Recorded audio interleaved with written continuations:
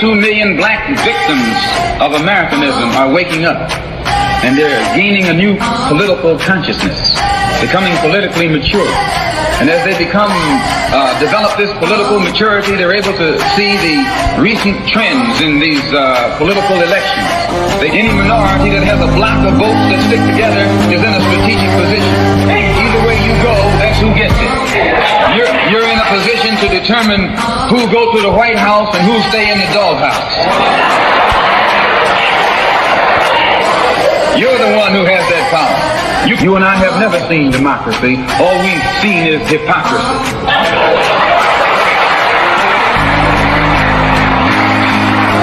When we open our eyes today and look around America, we see America not through the eyes of someone who has enjoyed the fruits of Americanism. We see America through the eyes of someone who has been the victim of Americanism. We don't see any American dream. We've experienced only the American nightmare. We haven't benefited from America's democracy. We've only suffered from America's hypocrisy. And the generation that's coming up now can see it and are not afraid to say it. And are not afraid to say it. And are not afraid to say it. And are not afraid to say it. And are not afraid to say it. And are not afraid to say it. And are not afraid to say it. And are not afraid to say it. And are not afraid to say it. And are not afraid to say it.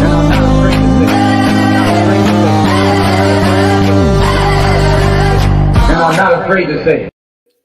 And are not afraid to say it. Welcome, welcome, welcome. You were tuned into Black Westchester Presents the People Before Politics radio show, episode 352. Welcome, welcome, welcome. I am AJ Woodson. My partners have not got here yet. Damon K. Jones and I run Black Westchester. He should be along shortly. I think my brother, Dr. Bob, is coming on today. We wanted to give everybody a brief break from all the talk of 9/11. I know sometimes this time of year it gets like a little crazy, like you can't go no channels without seeing something. I mean, my shouts to everybody who experienced whatever they experienced and who experienced loss. But, you know, it just becomes a little bit much. And that and the Queen, and I'm sure a lot of people are tired of hearing about the Queen as they turn through all their channels. So hopefully we give everybody a brief break. Today, we're going to have a discussion on adoptions and foster care.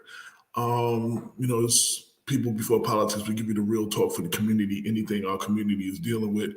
And a lot of times we don't talk about adoptions and foster care. There's been some success stories. There's been some horror stories. Those two systems affect our community in major ways, and we don't even understand it. So today we have some people coming on who have been through the system, either been adopted, either went through the foster care system. Some have been through the system and now are working with the system to help others navigate that crazy terrain. This conversation was inspired by two people. Before COVID, my brother Rob Garrison, a lot of y'all know him as the boxer, and from having a barbershop in New Rochelle, he was having a conversation with my brother Damon K. Jones. One day we was at an event and we were outside and he was talking about the whole adoption thing and finding his parents, his birth parents, and a new law that was supposed to be signed or going to be signed to make it easier. So we decided to have a conversation because a lot of people don't know both my partners, Damon K. Jones and Dr. Bob, are both adopted. So they've had some success stories, but not all stories are stories of success. So we want to just have a conversation today, a discussion on from people that know it from different angles. The second person who inspired this conversation is my brother, Carlton Bedford Dozier. A lot of y'all know, and some of y'all know and don't know my story. So yeah, I was born in Mount Vernon, but when I was 7, my dad had a good job at GM. My mom got a job out in Long Island at Fairchild, competition to like Grumman and all of them doing their airplane stuff. So they decided to get a house in Suffolk County, Long Island, Central Islip. And I spent from 7 to 14 there. This is one of my brothers that I grew up with in Central Islip, Long Island. And he came out recently to come visit me in Mount Vernon to pick a copy of my book, which is still on Amazon for everybody. Black Westchester, the origin story on Amazon. We'll talk about that later. And he was telling me his story. And as much as I thought I knew about my brother, I never knew his story. And while we were talking, sitting on the porch, you know, I reached out to a couple of people and we decided to, you know, get everybody together and hopefully have a great conversation on the topic. Welcome to the show, Carlton. Thanks a lot, my brother AJ. Thanks a lot. I appreciate it. This is a topic that is very near and dear to me. So I'm ready to share my story. So let's get right into it. As people come, we got a brother Ronald on. I do see you. We're gonna bring you in. I believe that you're one of the ones that my cousin Warren got from Children's Village. I see you shaking your head in the green room. Okay, so we're gonna bring you on. And as everybody else comes on, we're gonna bring everybody else on the screen. But being that you are the most recent reason for me doing this show, I want you to share some of your story. I'm sure I'm probably not the only one that grew up in CI with you that did not know your full story. We didn't know what he was going through, dude. And I was like blown away when he was telling me. So just whatever you want to share, like you share with me about your experience in your. Okay, yes. I was born on the Lower East Side of Manhattan to a Jamaican-born immigrant and a woman from Virginia.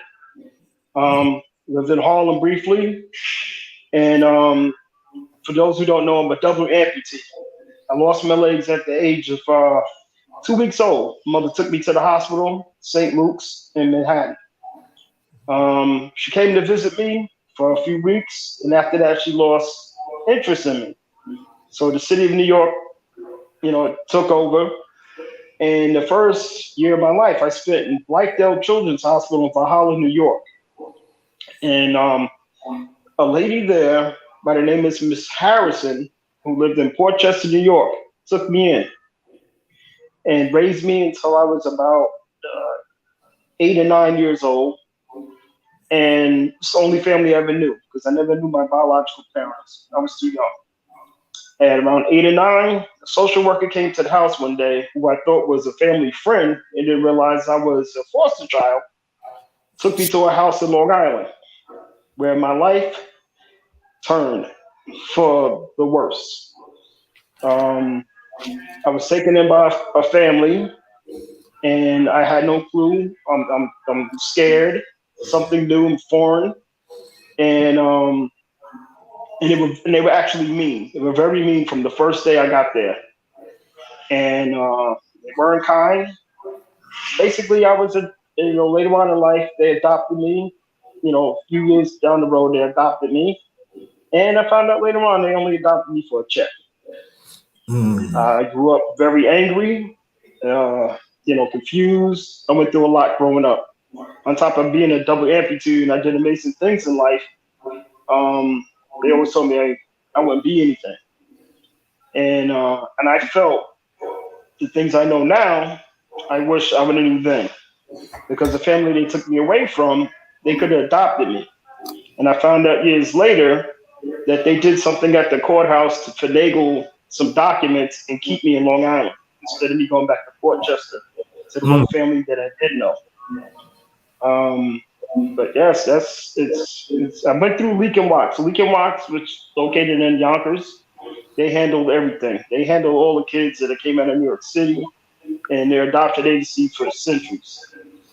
And not centuries, for a long time. In about 1999, I tried to look up my biological parents. And back then, adoption records were sealed. And it wasn't until 2020 that former Governor Cuomo put into legislation that every adoptee has a right to know who their birth parents are.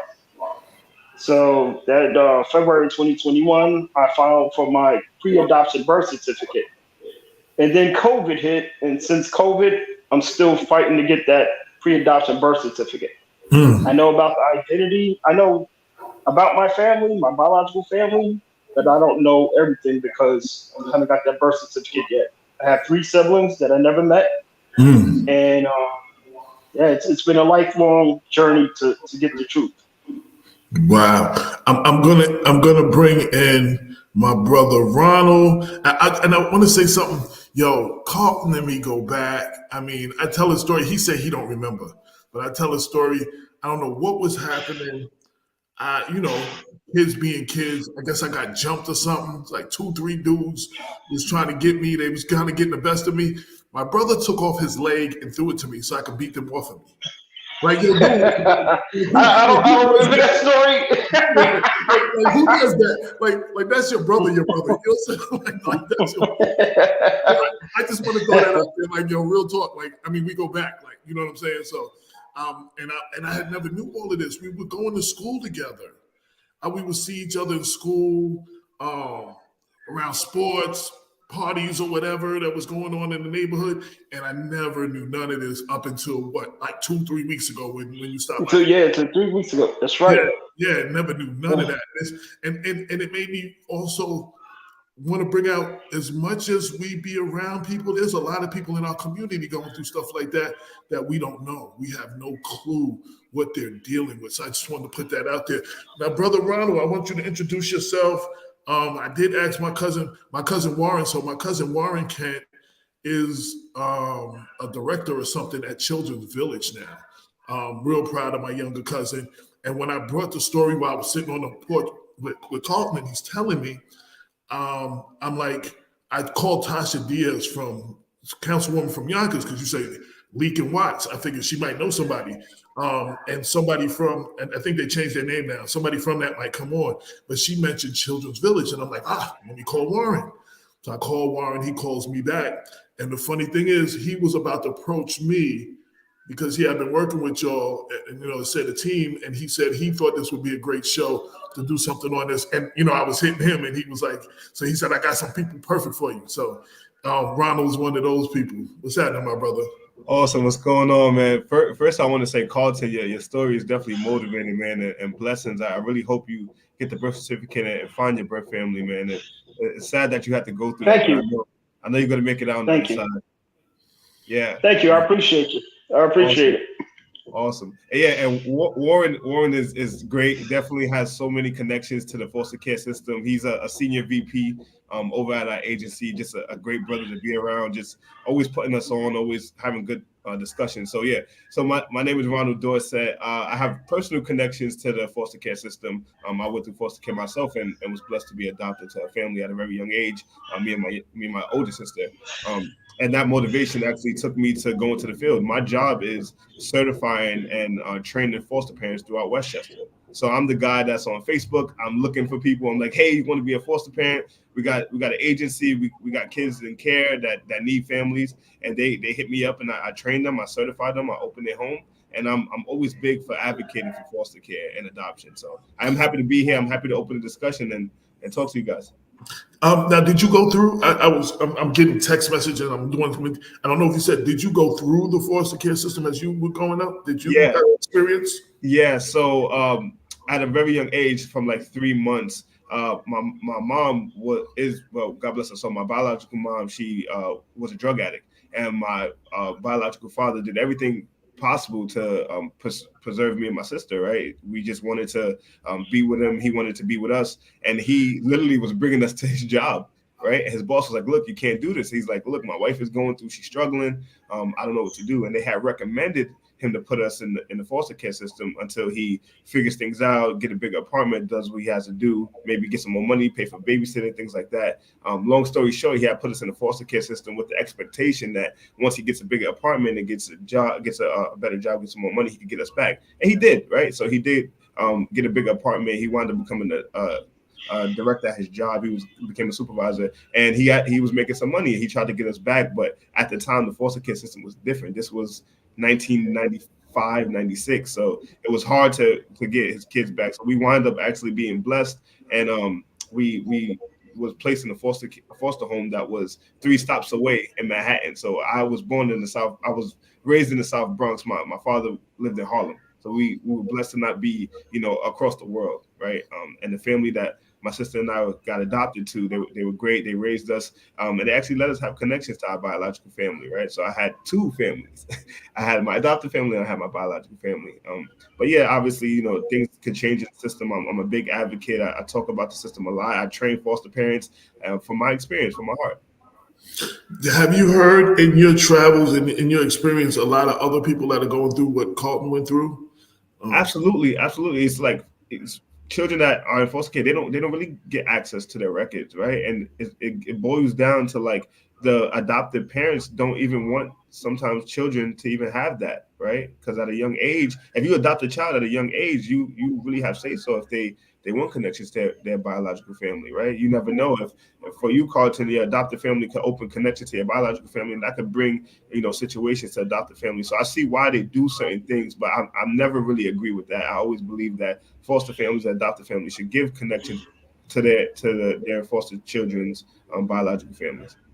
Now, I was having this conversation with my sister, telling her I was going to do the show, and she was like, she knew someone, and I'm not going to call them out, that had, I guess, given their children away and did not want to be identified. Yeah.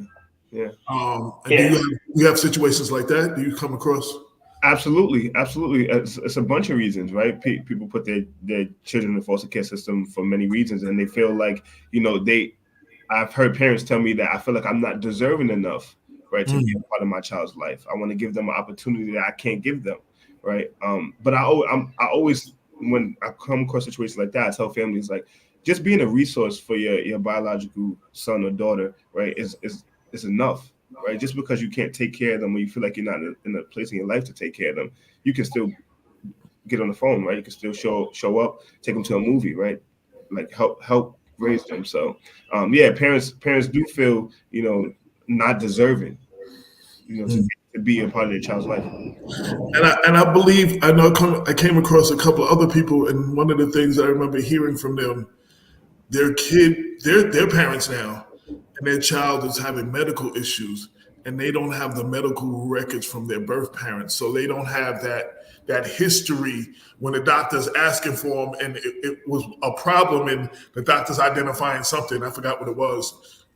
So you come across a lot of that too. Yeah, that happens. Actually, Warren, I don't know if Warren talked about the story, but he actually told us a story about just his upbringing with raising foster children and adoptive children. And you see that across the foster care system. A youth that is really, really young, you get a youth from birth, right? And you really don't know too much of their biological family or their medical history or their traumas, right? And you can have them from birth, and you could be the great parent. You could raise them as the best you can, right? You're giving them all the tools, and then by the age of 4 or 5, they start having some behavior issues. You're like, yo, where this came from? I don't curse in my house, right? My other kids, they don't have bad behavior. This is a story that Warren was telling me. And you start to realize that certain behaviors that children go through is really from their biological family. It's really hereditary, right? It's in their DNA. So not having access to those medical records at such a young age, or having that medical history, right? You want to know if that child's biological family may have a history of heart disease, right? Cancer, those things are serious, right? So yeah, absolutely, it happens all the time. It's a heavy topic that you never really could get medical records or even history of a child that was adopted. Now, again, I had my brother Rob Garris. I sent him a message. I'm hoping he's coming on because he was really pushing with some other brothers starting an organization to help people find their birth parents. Yep. And I don't know where my brothers Damon and Bob are, but I might be on my own hosting this right now. But so Carlton, do you want to comment on anything? Yes. I would like to go back to the medical records. When I was going through foster care, I heard a lot of lies and truths about how I lost my legs and things of that nature. And I lost my legs due to some kind of bacterial meningitis. I found out almost 40 years later. Wow. But I don't have any medical records. Like I said, I had 3 siblings, that 2 sisters and a brother. They were split up. All 4 of my biological siblings were put up for adoption. My brother and sister, they were adopted by family in Valhalla. Mm-hmm. I was in foster care in Port Chester, and I don't know about the whereabouts of my other sister. So my doctors asked me, throughout my life, what's your medical history? I said, I don't know because I'm adopted.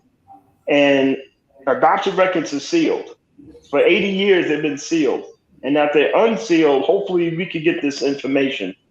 Because I called Blythedale Children's Hospital, and they said because it's so old, they don't have my records from 50 years ago.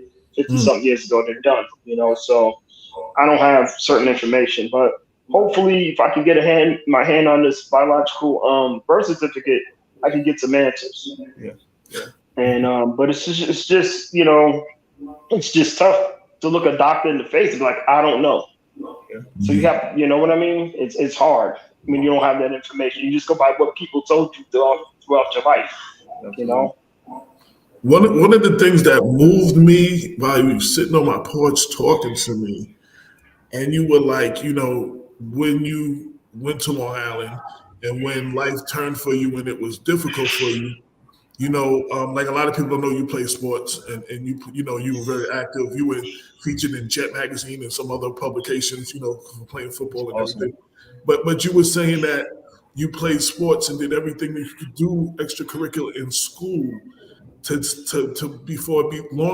before you had to go back home, just not to go home because life was horrible like that for you.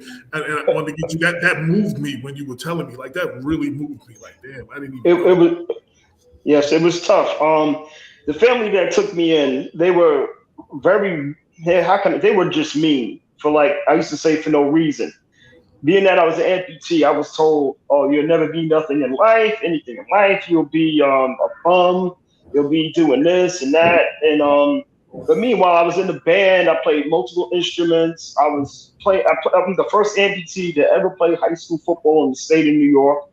And I played ball in the street with my friends and everything. I was just one of those kids. You couldn't tell me what I can do, what I can't do. So they labeled me as hard-headed. Like I'm rebellious. But my mindset, because I'm already physically challenged, was I'm gonna show you what I can do. You know what I mean?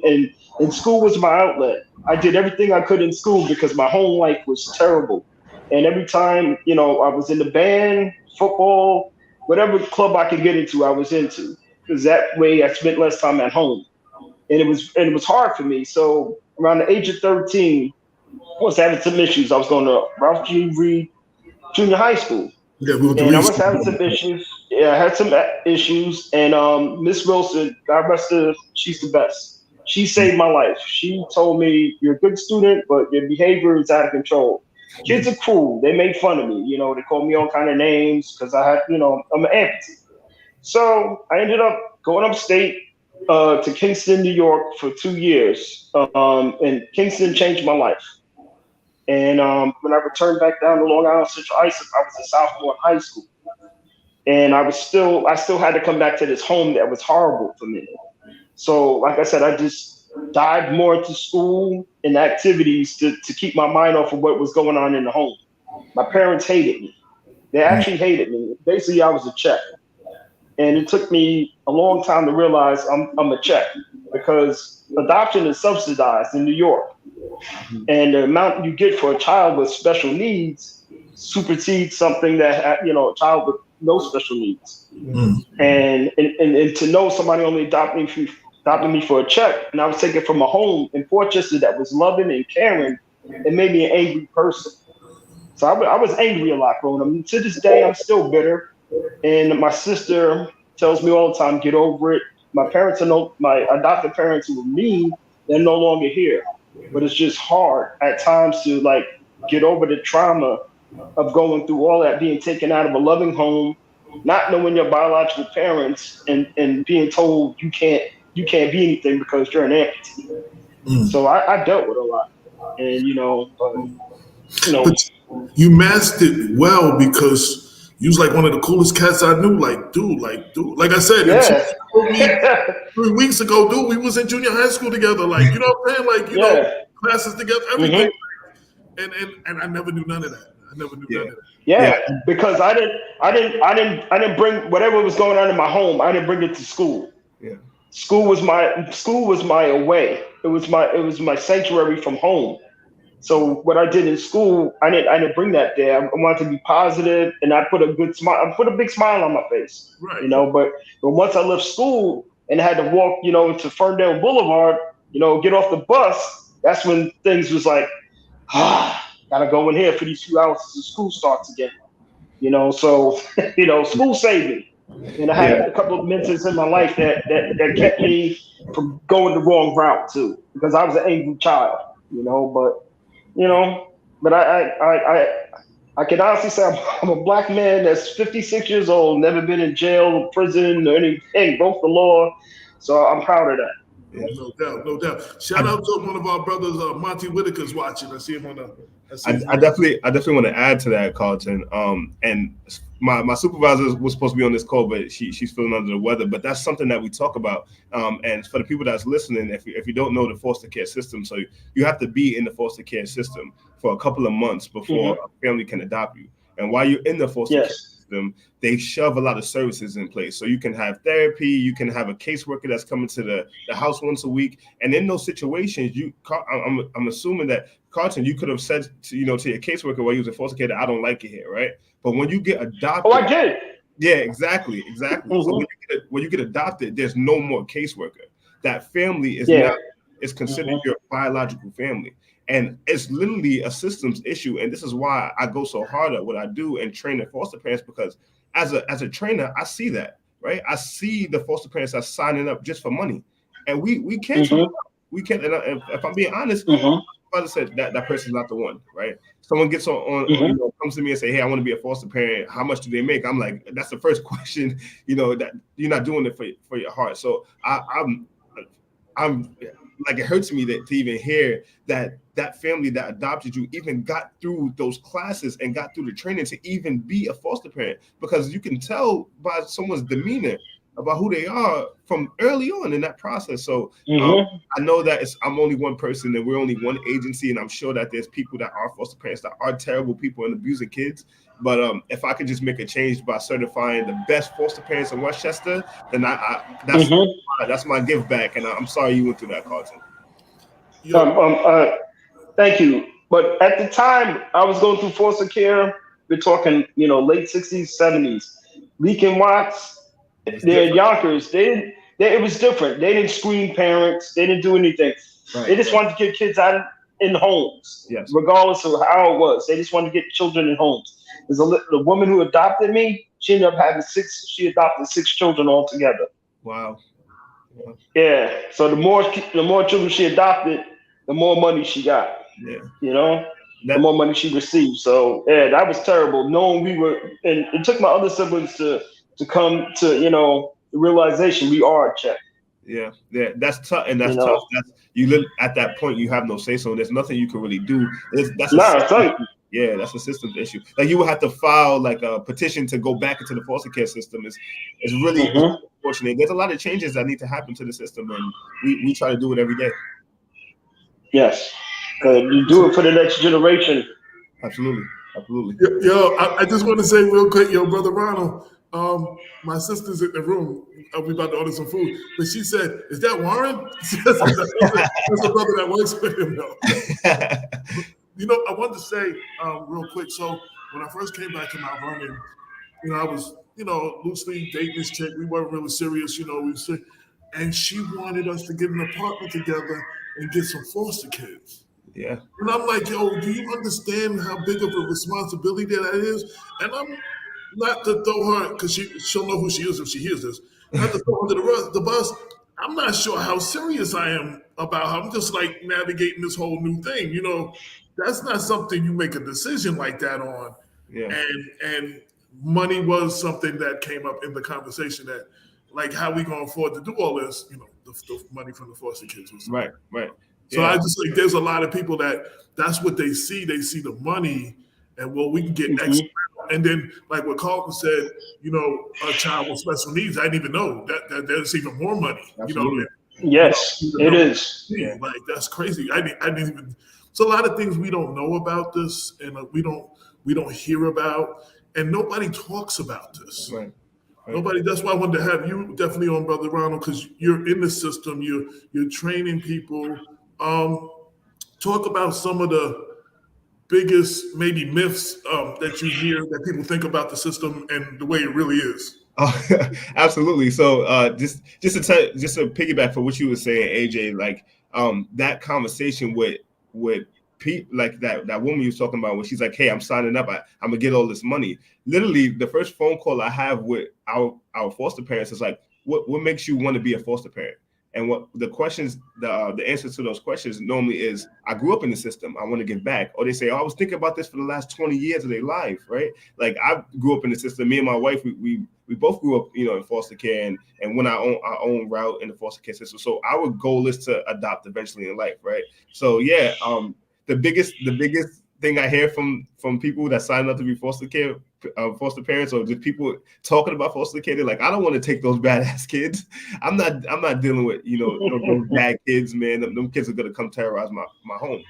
One thing at the Children's Village, and one thing I believe in, is that children that have been through the foster care system, they went through traumatic experiences. So imagine being removed out of something that you're so accustomed to, something like that loving home, like you said, Carl, it was a loving home that you was in. It was something you was comfortable with. To be removed out of there to a stranger's home, right? So that's always the biggest thing. And we talk about the trauma, right, of being removed out of a home. And Carlton talked about that. He said he was living in Portchester, in a loving home, and then brought out to Long Island. Like, first off, that's culture shock, because, like, you know, Long Island, like Suffolk County, Long Island, and at that time they were just, you know, building up that area. So it's just like, yes, you know, it was just like a whole foreign land to you. Like, you know what I'm saying? It was nowhere near where you was, not like yes, you know, 20-minute car ride away or nothing like that. Like, yeah. Absolutely. I'll never forget that day as long as I live. There was a lady who at the time was my caseworker. I knew her as Miss Jacqueline. But being that I was, you know, in this home for the first 7-8 years of my life, I didn't know I was a foster kid. That's the thing. I didn't know I was a foster child until they took me out of the home, because they took me from the only family I knew, because my biological mother gave me up at like 2 months old. Mm-hmm. And like I said, I spent the first year of my life in Blythedale Children's Hospital. So when Miss Harrison took me in, she's the only mother, they were the only family I ever knew. So the day my, you know, caseworker came, that's when I realized something's not right here, because there was some clothes in the back seat that were mine. Yeah. And as we drove over the Tappan Zee Bridge, I'm like, wait a minute, where are we going? Once we passed like Harlem and all those other areas that I knew of, the ride got longer. And next thing you know, we passed it through, you know, Brooklyn, Queens. And I said, wait a minute. She never told me where we were going. So when she pulled up to this house in Central Islip, Long Island, I'm like, she goes to me, this is your new home. Now, I didn't curse when I was a little kid, but I was like, I wanted to say, I was about 8 or 9. I was about 8 or 9. And I said to myself, I said, what do you mean this is my new home? My home is in Portchester on 48 Grant Street. Yeah. And she's like, no, this is your new home. And that's when everything just flipped. Like I was crying hysterically. I was mad. I didn't understand what was going on. Nobody explained anything to me. And that's when the realization I'm a foster child entered my mind. And that first day, Miss Dozier, that's my doctor name, she told me, if you don't shut up, I'm gonna beat your butt. And that was the first thing she said to me. So from the first time I met her, she was mean to me from the time I stepped into behind that gate. Mm. And that first night, I'm crying because I'm in a strange home, in a strange place, and she was just mean to me the whole time. Mm. And then years later, and here's where the story gets kind of crazy. Years later, I never forgot who my first foster family was. So for years, I've been trying to find and reconnect with them. So one day, I just I remember their names. So one day I made a phone call. I found a phone number, and I called my foster brother, my first foster family. His name is Sam Harrison. I just called him. He lives in Winston-Salem, North Carolina. I just called him out of the blue and said, listen, hopefully you remember me. I'm Carlton, your mother. I was a foster child in your mother's home. About 2 weeks later, I'm leaving Middletown, New York. I get a call. Carlton, I remember you. Turns out they never forgot about me. Wow. And he had a picture of me from the Daily News in his office. Wow. When I played football. Yeah. And then he connected me to our sister, Beverly Harris. And Beverly called me, and we met one day in Secaucus, New Jersey, because she lives in North Bergen. Yeah. We reconnected, and she told me the whole truth about my adoption and why I was taken out of their home. Wow. And what my adopted mother did was actually illegal. And but like I said, back then, they were just trying to get kids in homes, get them adopted and everything. And, you know, sometimes I was mad. I was mad at Leak and Watts for a long time. Yeah. And only time Leak and Watts ever really helped me was when I was trying to get information about my biological parents. And there was a lady there that did research for adoptees, but we only could get non-identifying information. And that's when I found out my father was a Jamaican immigrant. My mother was from Virginia, and they met in New York. And, you know, had 4 children. But all 4 of us was put up for adoption, which is, you know, it was crazy. Yeah. But I have 3 siblings out there somewhere in Westchester County. I just don't know where. That's great. I wanted to ask a question, and my sister, she's not gonna come on the screen, but one of the things she was just asking me when we were ordering what we're gonna eat later, and she was saying, so foster care or adoption, which is the one that you get money to take care of kids? She was saying you get money for foster kids, but you don't get, once it's an adoption, you don't continue getting money, right? And she was unclear on that. Yeah, so you get money, a monthly stipend when you're a foster parent and you have foster children in your home per kid. Now the system changed where if you adopt a youth, you can get something called an adoption subsidy. So you can still get financial help for the adopted child up until they're 24. But it has to be, the child has to be doing something. So the child has to either be in college or having a job, right? Looking for their own apartment. So you can get some money. It won't be as significant as the foster care check that you get every month, but it's definitely help. So a child with special needs, you would get a little extra money for. Absolutely. Yes. Any child with special needs, any child that has any mental health diagnosis, things like that, they do get more money monthly to their stipend. Oh wow! See, that's what I was unclear on, because I was telling my sister some of the stories, and she was like, "But you don't. Once you're adopted, they don't get money when they're adopted." And I said, "I'm not clear." You still get money. You still get money, because even then, because like Ronald just said, you get money till you're 24. Back then, you got money till you was like 22, but you had to be in school. You had to be doing something in order to get that subsidy. Continue and get it. And then not only that, you get automatically medicated. Right, so right. in my case, my prosthetics were paid for throughout my life until I was on my own and had to get my own insurance. But I was taken care of by the city of New York until I was 21 years old. Yeah. Okay. Because that's one of the things we try to clear up questions and facts, and I'm learning a lot in this conversation. Again, I wish some of the other people that were going to come would come in. The other person that you have coming with you. Yeah. I'm sure everybody has something different to bring to the conversation. So, I'm just blown away by this whole thing. Like, you take a lot for granted. Like, I had my parents, and even when my parents got divorced, which is why I came back to Mount Vernon. Like, I was in Long Island from 7, and then my parents got divorced, and I kind of drove my mom's crazy. And then she was like, "You're going back to your father," and that's when I went back to Mount Vernon in 10th grade, and I live there now. I've been back and forth, but you take a lot for granted. Like, you don't realize, and there's a lot of people I'm hoping that listening now and will listen later when it's on Black Westchester. There's a lot we take for granted that you don't understand, and you need to check on people, because you never know what they're going through. That's the most important thing to me. I wish I could have been there more for you, or whatever, because I didn't know. There was nothing I could do. I never knew. You was, like you said, most of the time I see you was smiling, you was happy, like you was. Yeah, because that's how I masked. That was the way I masked my pain. Yeah. Whatever was going on at home, I left it at home. And when I went to school, it was left at the front door. You understand what I'm saying? I checked my emotion at the door.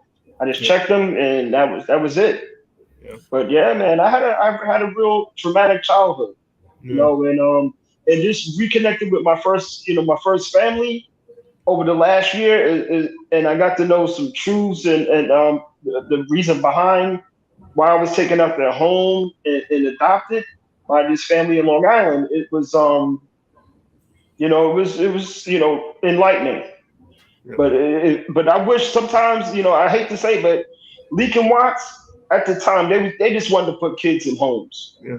This is back in the 70s. They just wanted to get children in homes. They didn't screen parents. They didn't, like you said, like Ronald said, the first thing you ask, why do you want to adopt?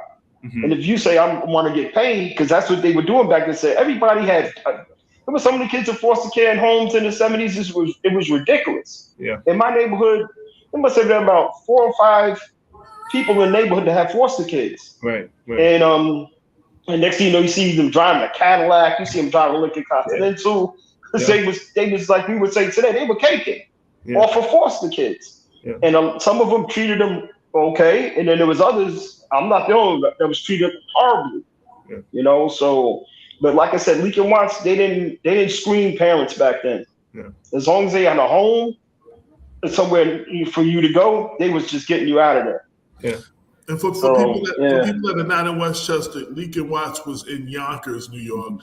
And Brother Ronald, do you know what they call now? Because it's not called Leek and Watts no more. I forget the name off the top of my head, but they changed the name now. And to be honest, Carlton, not a lot has changed through the system on that level, right? Wow. A lot of agencies do screen parents. There's a training that each parent has to go through, but it really is up to the workers how serious they take that training, right? Like workers, they let people pass by, right? I'm like, hell no. I want you to prove to me that you're doing this out of the kindness of your heart. You're doing this for the love of your children, right? Right. You're opening your home to strangers at this point, and we want to make sure that you're ready for that. That's traumatic, right? That's traumatic for your family. It's traumatic for a child. Absolutely. Yes. Yeah, that was the thing that I never understood until I got older. But I was at an age where I remembered everything. Like my memory was very vivid. So I remember Leek and Watts being on Hawthorne Avenue. Yep. I remember everything. So I was able, when I started doing research about my biological parents, and I wrote Leek and Watts out of the blue and said, if you can help me, please do. And they wrote me a letter detailing my life up until the time I got adopted. And they told me about my father. They told me about my mother. And like I said, at the time, it was non-identifying information because adoption records are sealed. Yeah. And then the lady woman who adopted me, she didn't want us to know anything. Wherever those adoption papers were, they were hidden, locked away somewhere. We never saw them. It was like this big secret. And she discouraged us from looking for our biological parents because her thing was, they didn't want you then. What the hell makes you want? Why do you think they want you now? That was her mindset. Yeah. But I want to know my parents because I want to know my history, my medical history. Right. You know, and I had 3 siblings that I wanted to meet. But did you ever? Here I am. Connect? You ever got to connect with your first foster family, like your first mom? My mom, she passed away in 91. Okay. And my father passed. They passed away within a few months of each other back in 91. But they were great people. I mean, they were amazing people. That's, like I said, they were the only family I knew. Right. And I got snatched out of their home. Wow. And taken away. Yeah. But they were great people. I put it this way, I had a charmed life when I lived in Port Chester. Yeah. I had a charmed life. I was a spoiled kid, but I was a kid. I was happy. Yeah. But that day in August, I think it was June of I want to say 76, somewhere around there. That was the day that my life changed dramatically. That's crazy, yo.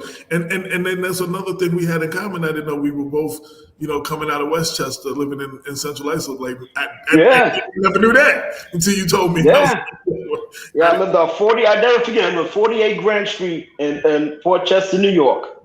When I was in Cordello, when I was in second grade in Cordello, and they ask you where you from, you know, where you came from, and I was like Mount Vernon.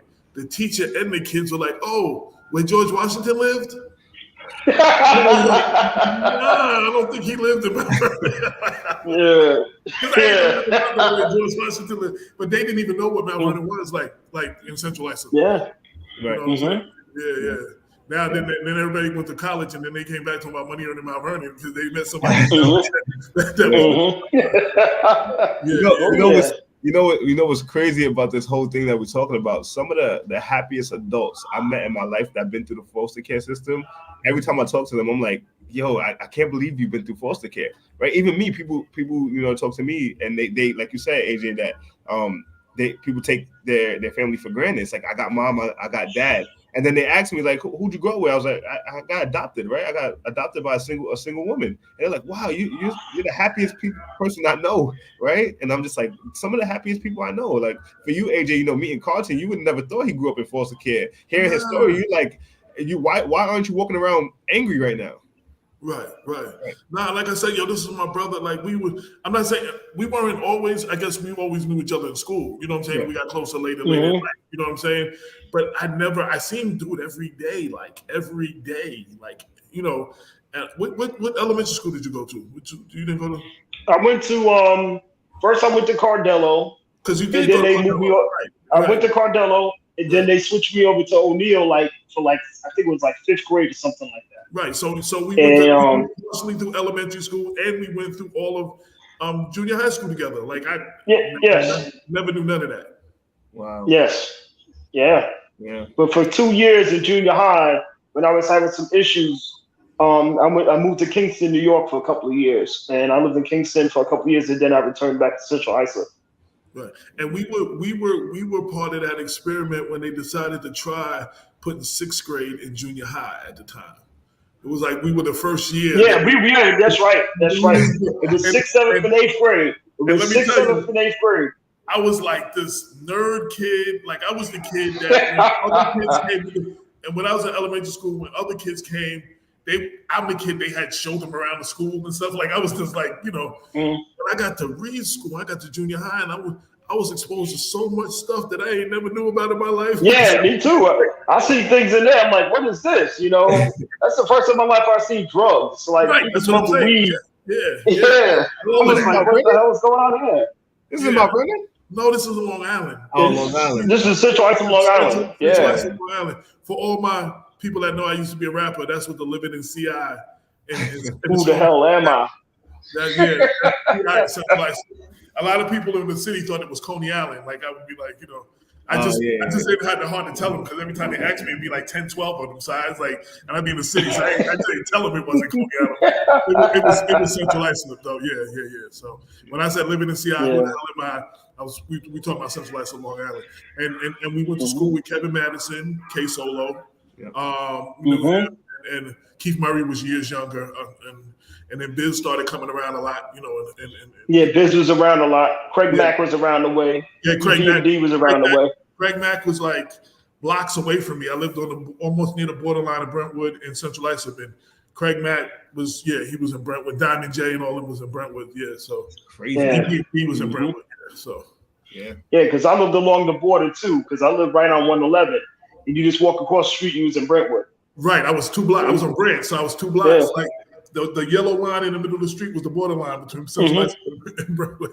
Yeah, the same way like Mount Vernon, the yellow line on 11th Avenue was the borderline Monday Lane in the Bronx. And so the first time I went, so I was in 10th grade when I went back, and I was late a few times, and I would tell the teacher, I had to stop in the Bronx real quick on my way to, and they was like, okay, the first thing I did was to the candy store across the street. But they realized my address, that excuse didn't work no longer, because they realized that. Yeah. But one is great talking to you. It was great building with you the other day. Like I said, Monty's tuned in. I saw him tuned in. That's another one of our brothers in Long Island. That he lives in Prince George County, Maryland now. And I wanted my brother Damon here. We both just lost our mom. My mom passed in 2014, which is the reason that brought me back to Mount Vernon from Atlanta. I was in Atlanta. Yeah. And Damon just lost his mom. But he had a great experience. His mom was his adopted mom, was everything. People didn't know he was adopted. You know what I'm saying? And it's like, and my brother Damon started getting into the health, getting more into health and wellness and veganism and all that. Because at some point he was taking care of his mom's the last 2 years, and he realized he was on the same medication she was. Wow. And the doctor, like doctors do, the doctor said it's hereditary, it's in your DNA. He said, how's that possible if I'm adopted? So it wasn't in the DNA, it was in the diet. And then he went, and I wanted him to tell his whole story, but his mom, I got to know, she was real cool. She passed a few years ago too. And she was everything to him. Like, you know what I'm saying? So he had a good experience, and I wanted him to share that. But he works nights at Valhalla at the jail. So yeah? Yeah. 33 years. Yeah. So he is probably asleep right now. So yeah. So I lose him sometimes. Yeah. A lot of stuff we get, honestly, like even down to how we act and sometimes how we think comes from our biological family. So not having access to that, right? Not even knowing like this is how my parents, act, or this is the stuff that they were suffering with. It's hard when you get adopted. You never know. How many of us are into the music that we into because our parents played that music when we was little? Absolutely. Like all that soul music that we ended up playing in hip hop, sample. We got all the records. We knew all them Stevie Wonder, all them records, Temptations, we knew that because our parents played that every Saturday morning when they woke us up to clean the house or something. Like, what I'm saying? So one thing I teach in the foster parent classes is the connection to culture. And for you, Carl, to not having that connection to your culture, right? Right. Like not knowing, that's tough. That's tough. Yeah, because I found out back in '99, my dad is Jamaican, and my mother was from Virginia. So I have that the Jamaican side of me, which I love, and then my mother's from the South, and I would have loved to meet her because she grew up in Jim Crow, and she went to HBCU. Wow. So it would have been nice to like talk to her. And what I know about her, she went to Virginia State University, and she graduated in the class of '62 nursing school. Wow. And it would have been nice to know her. And my dad, being from Jamaica, we're from the Westmoreland Parish of Jamaica. Yeah. And through my biological name is Beckford. And I did some research on my name for years and find out some things about our family history without, knowing people's names. And I found out one of the greatest reggae artists of all time I'm related to. His name is U-Roy, who passed away a few years ago. Wow. And I'm like, wow, But I reach out to people because one thing about Jamaica, if you have the last name, you're related. Yeah. You're related. So there's a lot of Beckfords out there, even in England. Because I visited London a few times, and awesome. I have distant cousins over there too. So we all one. And and it's funny because I know we was like all in the hip hop and stuff, but I started seeing more through social media. You gravitate more to, reggae and Jamaican music, and even like Soul to Soul, like what I'm saying. You start gravitating more to that. You know what I'm saying, which is your roots, and that it was coming out. It's my roots. Yeah, right. It's my roots. Yep. Yeah. What advice would you have? Like, you came through a horrific situation and you are a success story. What advice would you go through? Because at that time, I'm asking because I don't know, and I might be assuming, you probably felt like you had nobody to talk to and nobody who could understand what you were going through. So there's probably kids going through that now who may at some point, because it's archived on the site and stays there forever. What advice would you give to somebody in those situations now to not give up and to, to persevere and, survive? Well, luckily for me, I had a couple of mentors and, mothers from, other brothers in the neighborhood. And I had a football coach. I had, a music teacher who took me under their wings and basically gave me all the power. They were my mentors growing up. And when I needed to escape, they were there for me. You know, I could go to their home. I could spend some time at home. They could talk to me because I couldn't talk to my adopted parents. It was like you can't talk, you can't express yourself. So through my other neighbors and friends' moms, they knew what was going on at my home, so they all welcomed me with open arms. So I always give thanks to them for allowing me to be in their homes, to treat me like a son, you know.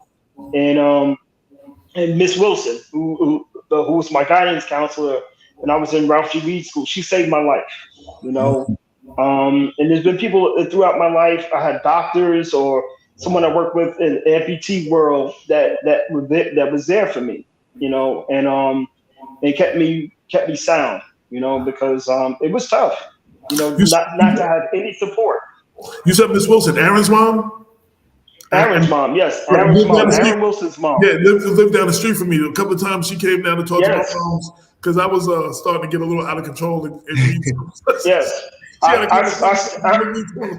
you know what's funny? Aaron lives in Tampa now. I see Aaron once in a while, and because I stayed down there for a couple of years, he moved down there, and I always tell him, tell your mother I send my love, because your mother, you know, he knows my mother. His mother saved my life, you know, because I was headed towards a life of destruction, because I was fighting back. I got tired of kids making fun of me, and she pulled me to the side, said, "You're a good student, but your behavior, like I said, was out of control." Because I didn't know, I had so much anger in me from home, and then compounded with the kids making fun of me in school, you know, calling me all kinds of names and stuff because I had, you know, prosthetic legs.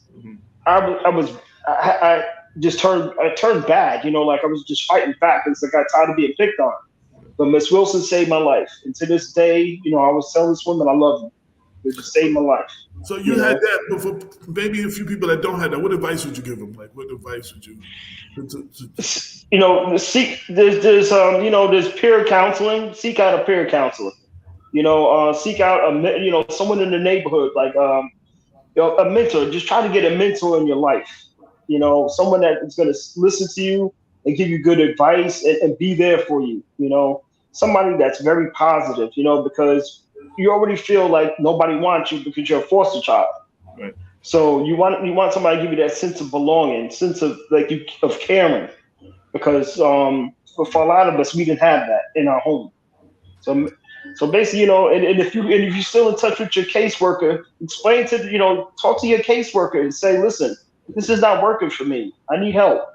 You know, get me somebody to speak to, either professionally or, like I said, a mentor. And you know, because we need them. Because once you're placed in adoption, the place you're adopted, like you said, it's caseworkers not visiting you anymore. And but you know, just keep somebody in your life that you can reach out to. No doubt. This is Black Westchester presents the People Before Politics radio show. We enter in hour number 2. We're having a detailed conversation on adoption and the foster care system. I see Tasha Diaz, Councilwoman Tasha Diaz Yonkers. She just tuned in. I'm not sure if she gave me the person's name that from League and Watts or somebody there, but we're having that show. We're doing that show today, Tasha. If you know somebody that will, feel free to have them text me so I can get them on the air right now too. Shout out to Kobe Jenkins. Shout out to Lane Cobb of Race Talk Revolution. Shout out to Michelle Brown, Stephanie Swan, and everybody who's tuned in. My brother Monty Whitaker, Sonji West, Sonji Bell is tuned in. Oh wow! Sonji West. Yeah. Yes. And a few other people. Guy Harris. There was a question. What about KSAA? Is that available in New York? What is C? What is CASA? Oh, CASA. Yeah. I said K by mistake. Yeah. Yeah. So I'm not sure if she's referring to like CASA workers, but there's organizations all over New York where you can have a worker that kind of helps you if you are lacking in certain areas. So CASA workers may help you if you need help with filling out a job application, right? If you need help with just like applying for jobs, applying for college. I'm not sure if she's talking about that, but I got some connections to the CASA workers over in Westchester. Oh, no doubt. Shout out to Sonji. Sonji said, my brother, CI Pride. Yo, I'm proud to say she came to Central Islip, I think it was like 5th grade. Yo, I had the biggest crush. I wasn't the only person. I was not the only person. She was that new girl, came to school. Everybody had a crush. I know I did. Yeah. When she came to CI, I think it was like 5th grade when she came in Cardella. Yeah.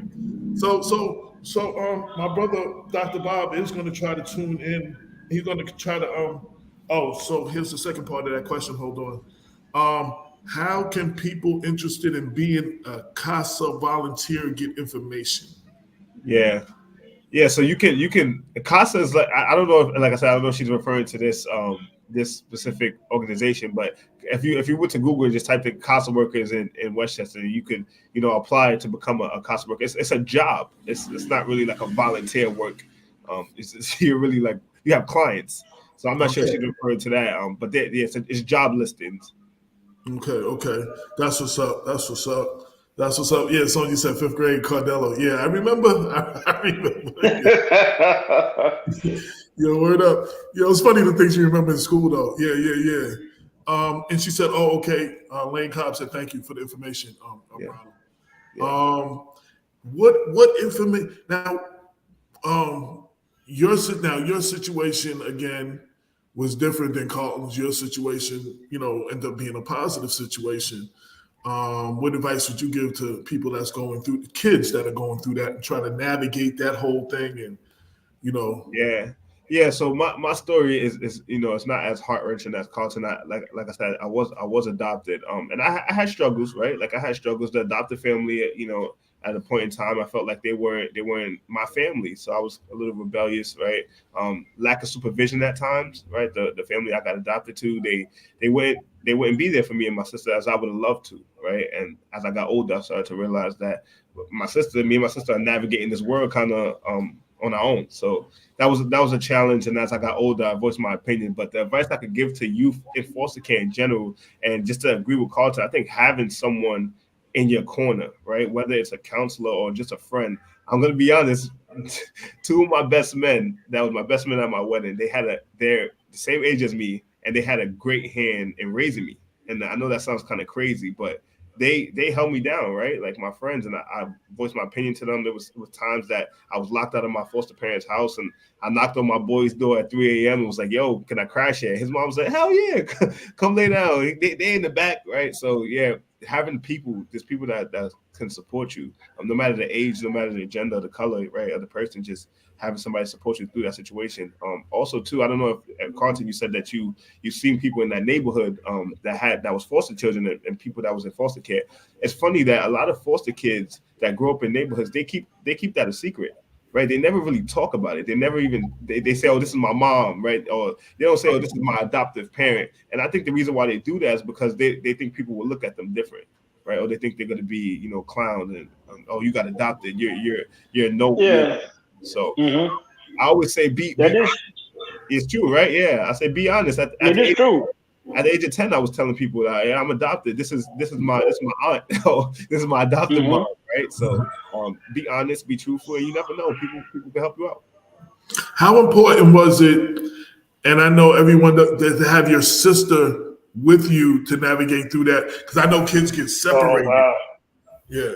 So I'm like I said, I'm being as vulnerable as possible right now. My sister, that's my world. I love her to death, right? She raised me, right? She raised me, and I'm 27. She's 3 years older than me. She's 30. So we're around the same age, and she played that mother role, not nurturing me, but it was more of that, like, I'm going through this stuff in the streets. You need to not go through this, right? And so it was like she was learning the neighborhood and then teaching me the neighborhood, right? She was learning things that she was doing that I should, don't get involved with that, right? Those are bad people. So absolutely, going through the foster care system or the adoptive system with a sibling, that's amazing. And the system now, I work for the system, and we do that all the time. We want to place siblings together, right? Carson, I can imagine if you had a sibling with you throughout that time. Yeah, I can imagine. We were all split up. 4 of us split up But my older brother and my younger sister, they were adopted by a family in Bahrain. And my younger sister, me and her were split up. And like I said, I to this day I don't know their whereabouts. I just know we all grew up in Westchester. Until I moved to Central Islip, we lived in Westchester because Yonkers is right there, and basically the kids are just like putting foster care throughout Westchester County. Right. No, that's crazy. That's crazy. Yo, I'm my partner's tuning in a minute, and again, there was so many other people that were supposed to be involved in this conversation. I was hoping my brother Rob Garris came in and still comes in because he's got an organization. I think he's working with brothers trying to help people find their birth parents. Yeah, we know Rob up here. Okay, you know Rob. Yeah, okay. We did. He don't know me personally, but he's did a lot of contracts with our organization. He's talked on foster parent panels. And my supervisor, I wish she could have been here, but she has a personal connection to Rob. She used to go to his barbershop and talk to him all the time, right? And he's heavy advocate for foster care. He's always helping youth in foster care try to find their biological families, right? Rob is a good dude, man, and I hope he can join. I would love to meet him. Yeah, I would like to connect with him too. I would definitely like to connect with him so I can finish my journey and close that chapter of finding my biological family. Whether he comes on the show or not, remind me, Carlton, and I will connect the two of y'all. That's not a problem. Yeah. Okay. All right. Thank you. Yeah. For sure. Yeah. I used to go. Everybody used to go to the barbershop, Macadocious. Yeah. That was no barbershop in the Rochelle. Like that. Yeah, he wound up changing it to a barbershop truck. I think he was doing. Yeah, he got like a mobile thing now. Yeah. I think he closed the shop. If you work in foster care, the foster care system in Westchester, you heard of Rob. You heard of Rob. Funny story. There's a community center in Yonkers, and I don't know if you guys know him, but he's a director over there. This guy, I don't remember his name, but he grew up in the foster care system. He got adopted, and I walked into there to give him some flyers about foster care. He looked at me. He said, "You know Rob?" I was like, "Nah, but I hear a lot about him. He's well known in New Rochelle for sure." Yeah, and nice with the hands. He's a boxer. Yeah. Yes, definitely. definitely. I think Golden Gloves and some other championships. Yeah. I seen a video with him still in the ring now, like practice. He still got it. I don't think he boxes like that on it, but he was working with some young kids. He still got the moves though. Yeah. I hope you connect with him, Carlton, because I've heard a lot of success stories about him helping people find family. Okay, that would be great because I don't know if my mother and father are still alive, but I'm hoping my siblings are still alive because my mother is crazy because she had 4 children in the span of 6 years. Mm-hmm. And all 4 of us were put up for adoption, which is like unbelievable. Yeah. And like I said, Leakin Watts, up until the last child was placed in, was adopted, Leakin Watts lost contact with my biological mother. Mm-hmm. And so I don't know whatever happened. I don't know if she went back down to Virginia. Yeah. I don't know if my father returned to Jamaica. I don't know. And I would love to, find out what happened with them. But I know I have some siblings up there in Westchester. Yeah. Tasha Diaz, if you're still watching, type in the new name for Leakin Watts. I keep forgetting what the name is. Type in the name of it for me. And to everybody, to my partner, my co-host, Robert Basfield, Dr. Bob, you know what I'm saying? Definitely my ride or die. Bob, this is my brother Carlton. The one that was the picture in front of the house when he was holding up the book. That's my man from Central Life. So you're on mute. Yes, brother Carlton. Good to see you, brother. Good to see you here. Good to see you too, Dr. Bob. Yes. And yes, AJ was very excited.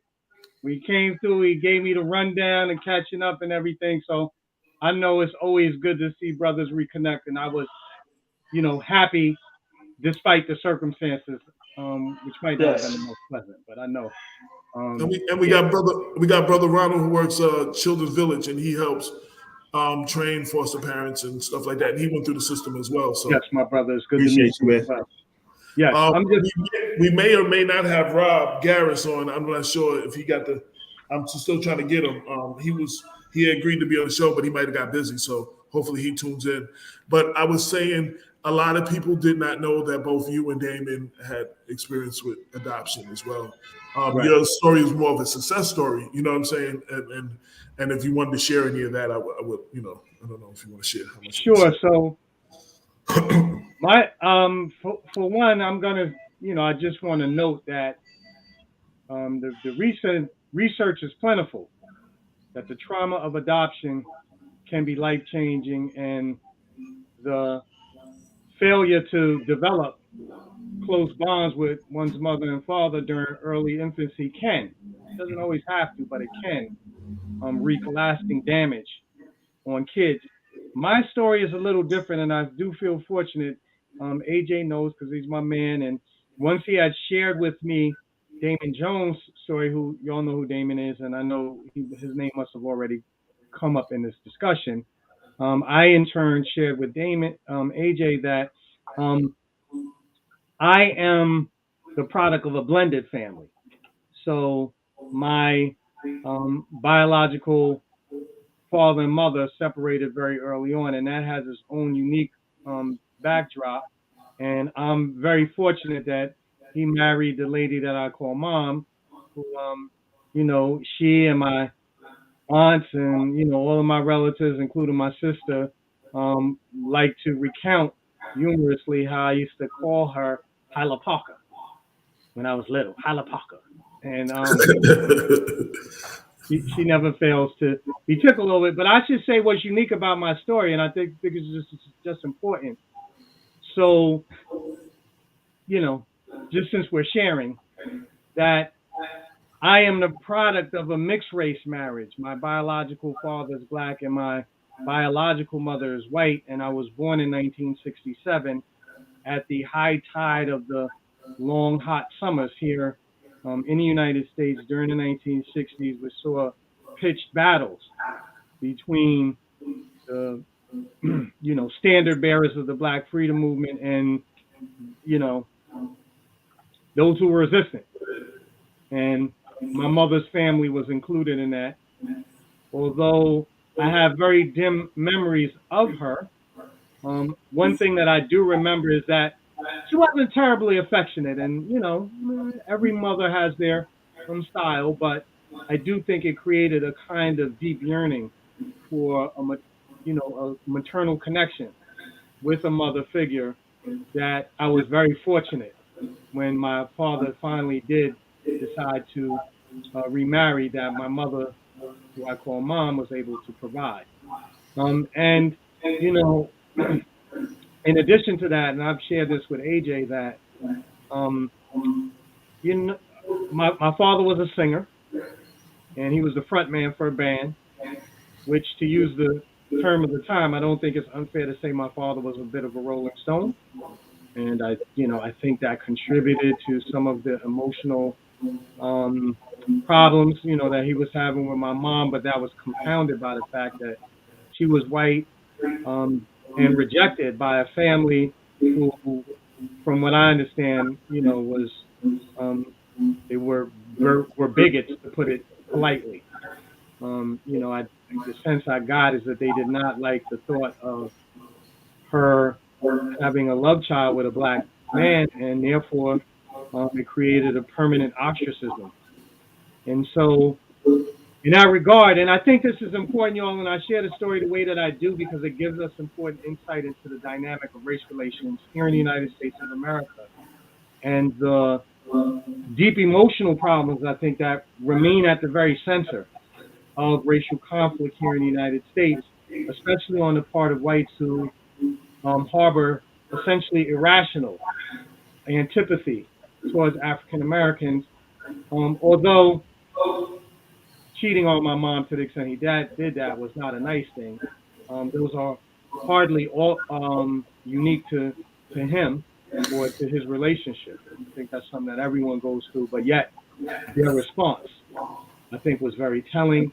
And so but as AJ said, you know, I have, in the end, my story was one of triumph, because all the maternal love that I had yearned for, I should say my biological mother placed me in foster care up for adoption almost immediately after I was born.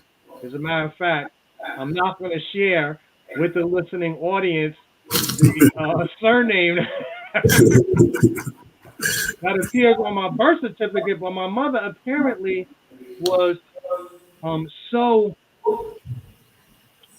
angry with my father that she did not even um, give me his surname, nor her surname, but the name of another man, and placed me in the foster system. And my father had to fight for several years to get me, and that's really where I'm one of the, I am especially fortunate.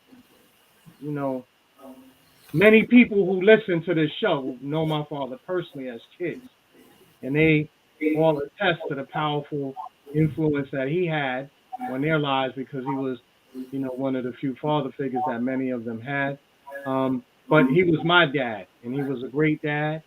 He set an example of what it meant to work hard and try to care for your kids. When I got older and hustled, he made sure he made a way for me, even though I didn't deserve it, perhaps, given, the serious transgressions. But one of the things that allowed me to become the man that I am is because he married my mom, Howard Parker.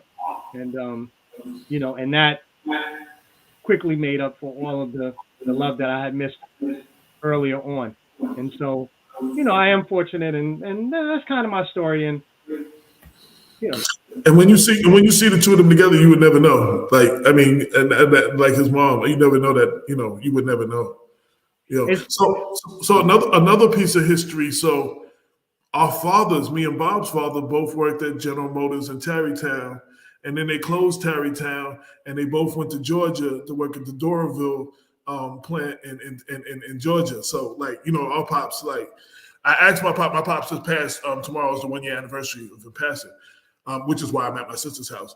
But I asked my dad, he does remember Bob's pops. Like, they I don't know if they were friends, but they knew each other. At least they worked together for years, though. Right. Yeah. That's crazy. Now me and him hang. You know what I'm saying? Like that's just crazy. Like how things work out like that. Like, you know how they say, carry on the tradition, brother. No doubt.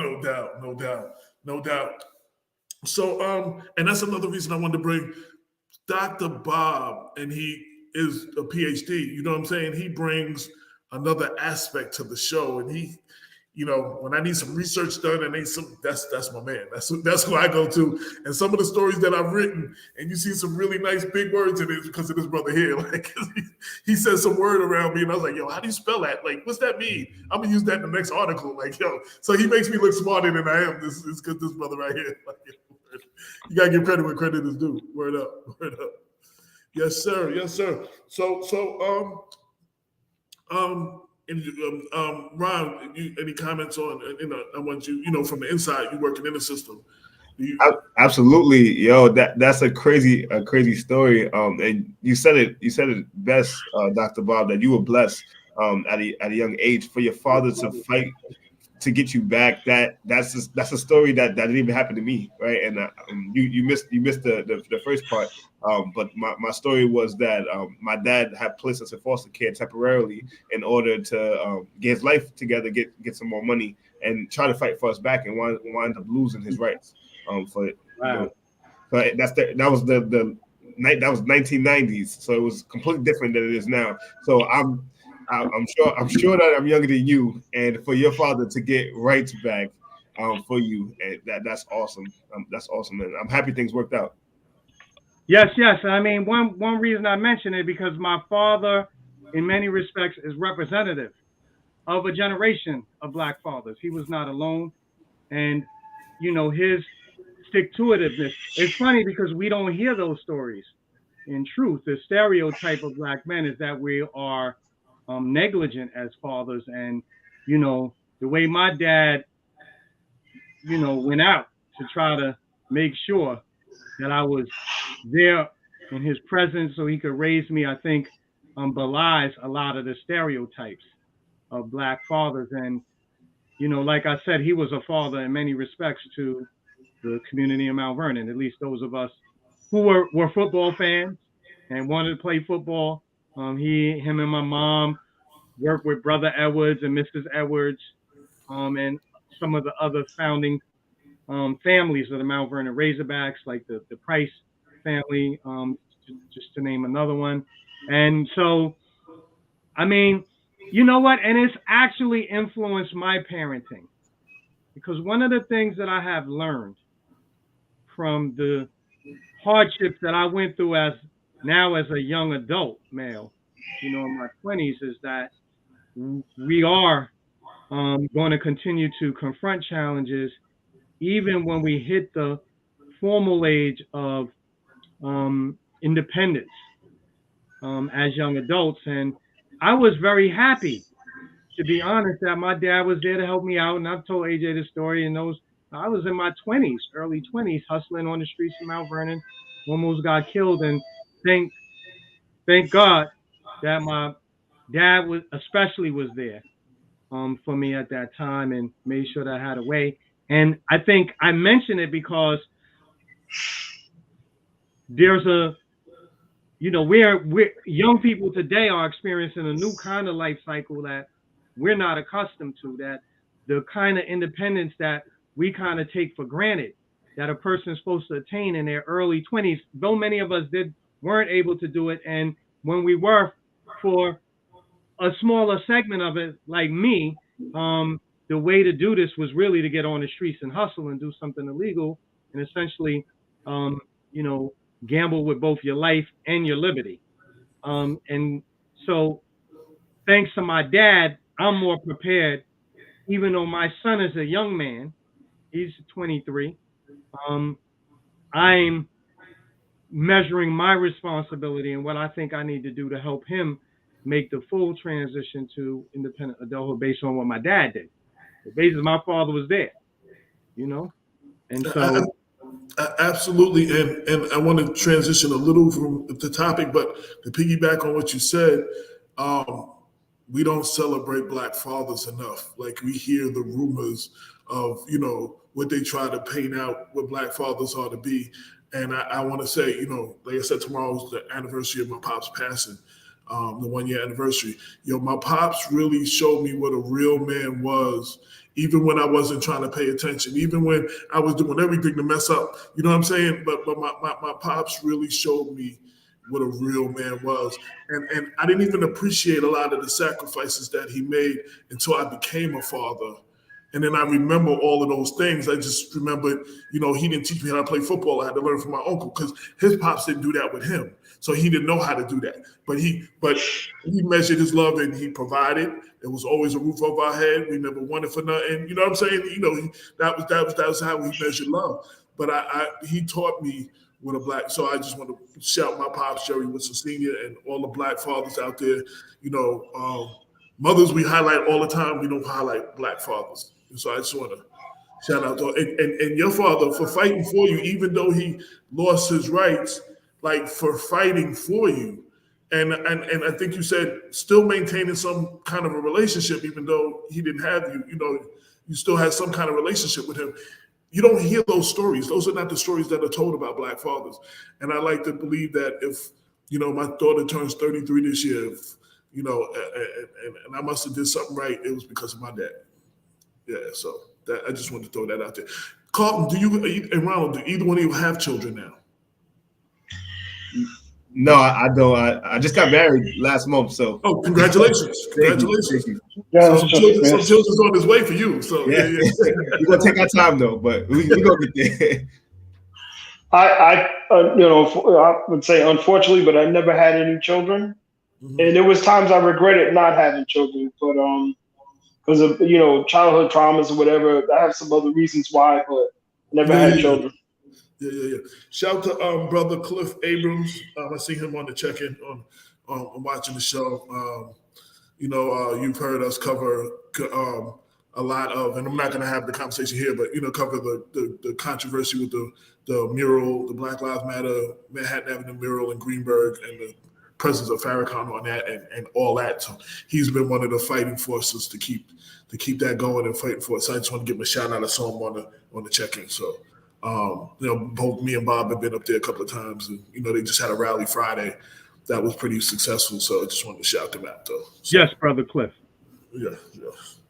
Word up, yo. So, anything I haven't asked y'all, either in your experience that you want to share, or and Ronald, in your working with,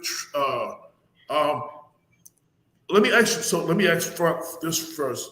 Your experience in foster kid, is that what inspired you to now work within the system to train others to want to help other kids get placed in good homes and prepare the parents and stuff like that? Absolutely. So that my connection to the foster care system alone is what inspired me to even sign up to be a worker at the Children's Village. I wasn't always the position I'm in now, which I'm a foster parent trainer. Before that, I actually was a specialist in family finding. So I was taught a model to help youth at a very young age to find their biological family. So I kind of wish that, Carlton, we could have helped you out, from a young age, locating your biological family. But I do want to share this story, though. One of the first cases I had a young man. He was 16 years old, and he was living at the cottage. If you guys know anywhere, in Westchester, residential facilities are a big thing, yes. Right? So Children's Village has a residential facility, and the youth I was working with was living there. And my job was to locate his family members. So I had linked up with him, and he was a really good drawer. He could draw a lot. So I went to him, and I was like, yeah, man, like, let's talk about your family. He was like, I don't want to talk about my family. I hate them. And I was like, yo, this kid, like, he hates me. He hates his family. He doesn't really want to talk to me. I started talking to him about his drawings. And I was like, yo, draw me something. And he started drawing himself playing basketball with this other guy. And I was like, who's this guy? He's like, oh, that's my uncle. I was like, what's his name? He had told me his name. I found the uncle on Facebook. And I wrote the uncle. I said, yo, your nephew, he's in this facility. I'm working with him. Is there any way that you'd be willing to, like, send him a letter or something? The man typed me a full letter on Facebook, like in my messages. I copied it, I pasted it, and I printed it out and I put it in an envelope. And he sent me pictures of his kids. His uncle has kids. He sent me a picture of his girlfriend. I gave that to the young man. I was like, look, this is your uncle. Like, he put his number down there. He's on Facebook, and contact him. That uncle wound up taking him in as a foster child. So that was like one of my first Wow. cases. It was awesome. Yeah. That's great. Working in the field, man, you see a lot of good stuff. You also see some bad stuff, but it seems like the foster care system, we only highlight the bad. So anybody listening, it is some good stuff that goes on in the system. And Dr. Bob, obviously, and Carlton are great men that been through the system, and look at them now, right? Mm-hmm. I want to shout out again my cousin Warren Kent, because he I know him and his wife Trudy, they had a few foster kids, and they're definitely doing it, and I'm proud of him moving up. And I got another cousin up there too, Tracy Gardner. Oh yeah, we know Tracy Gardner. She was on the news the other day. That's family too. Yeah. She's the head doctor over there. Yeah, I know. Yeah, she's awesome. I did a bit of article until I get the chance to brag on my family. Yeah. Anytime I had medical questions for stories and stuff, I would quote her. I get quotes from her. Yeah, she's awesome. I'm gonna tell her I met you. She's absolutely. Yeah, Absolutely. She's good people. Absolutely. So, Carlton, is there anything I didn't ask you that you want to share that you want people to know, or like I said, I kind of did words of encouragement for the youth, but anything else you want to add or to you? Yeah. What I'm going to add is, in terms of seeking out your biological parents, if you can, I would suggest doing that, because you have to know your medical history. You have to know, if you have siblings out there, or you want to know the answers to these questions. Because like I said, I have 3 siblings I never met before, and I would like to know how they grew up, in Westchester County, and just I want to ask, if I couldn't meet my parents, I would ask them why. Because they never gave me a reason why. They just gave me some story that my mother lost interest in, and that's when she gave me up. But then she had 3 other kids she gave up for adoption. So I would just like to know why. Also too, I really believe you have to screen people more and more. Because it's unfair to a child to be placed in a home where there's no love, there's no affection, there's nothing. It's just a polar negativity, and like Ronald said, it's important that you ask these, respective adoptive parents or foster parents, why do you want to do this? And I believe, screening, you have to screen these people thoroughly. I mean, background checks, whatever you can to make sure that child's going to a loving home, and he doesn't have to grow up, or he or she doesn't have to grow up in a terrible situation or a traumatic, situation, because it affects you and later on in life. Here I am, 56 years old. And there's things I still deal with because I didn't have parents that would talk to me because they weren't approachable. It was basically like, shut up, I'm not answering that, So that's why thankfully for me, I had neighbors and mentors that spoke up to me, spoke to me, but please screen the people, please screen these parents thoroughly. And I want to piggyback off the medical history. That is very important. When I had my daughter, we weren't married, we didn't get married, but my mother sat down with my daughter's mother and wrote out my family medical history on both sides, my father's side and my mother's side, and gave it to her. And, allergies, everything, just so she would have, no matter what happened with me and me and her, in our relationship, she would have for, if she was ever on her own and I wasn't around. I mean, I was around, but, just like my mom did that. And I think we need to do, even in regular, we need to do that with our kids. We need to do that with our kids and our siblings, when our kids have kids, with this, especially if they're not married, regardless of how you feel, make sure that they got that medical history because that kid might need it. So that's very, very important.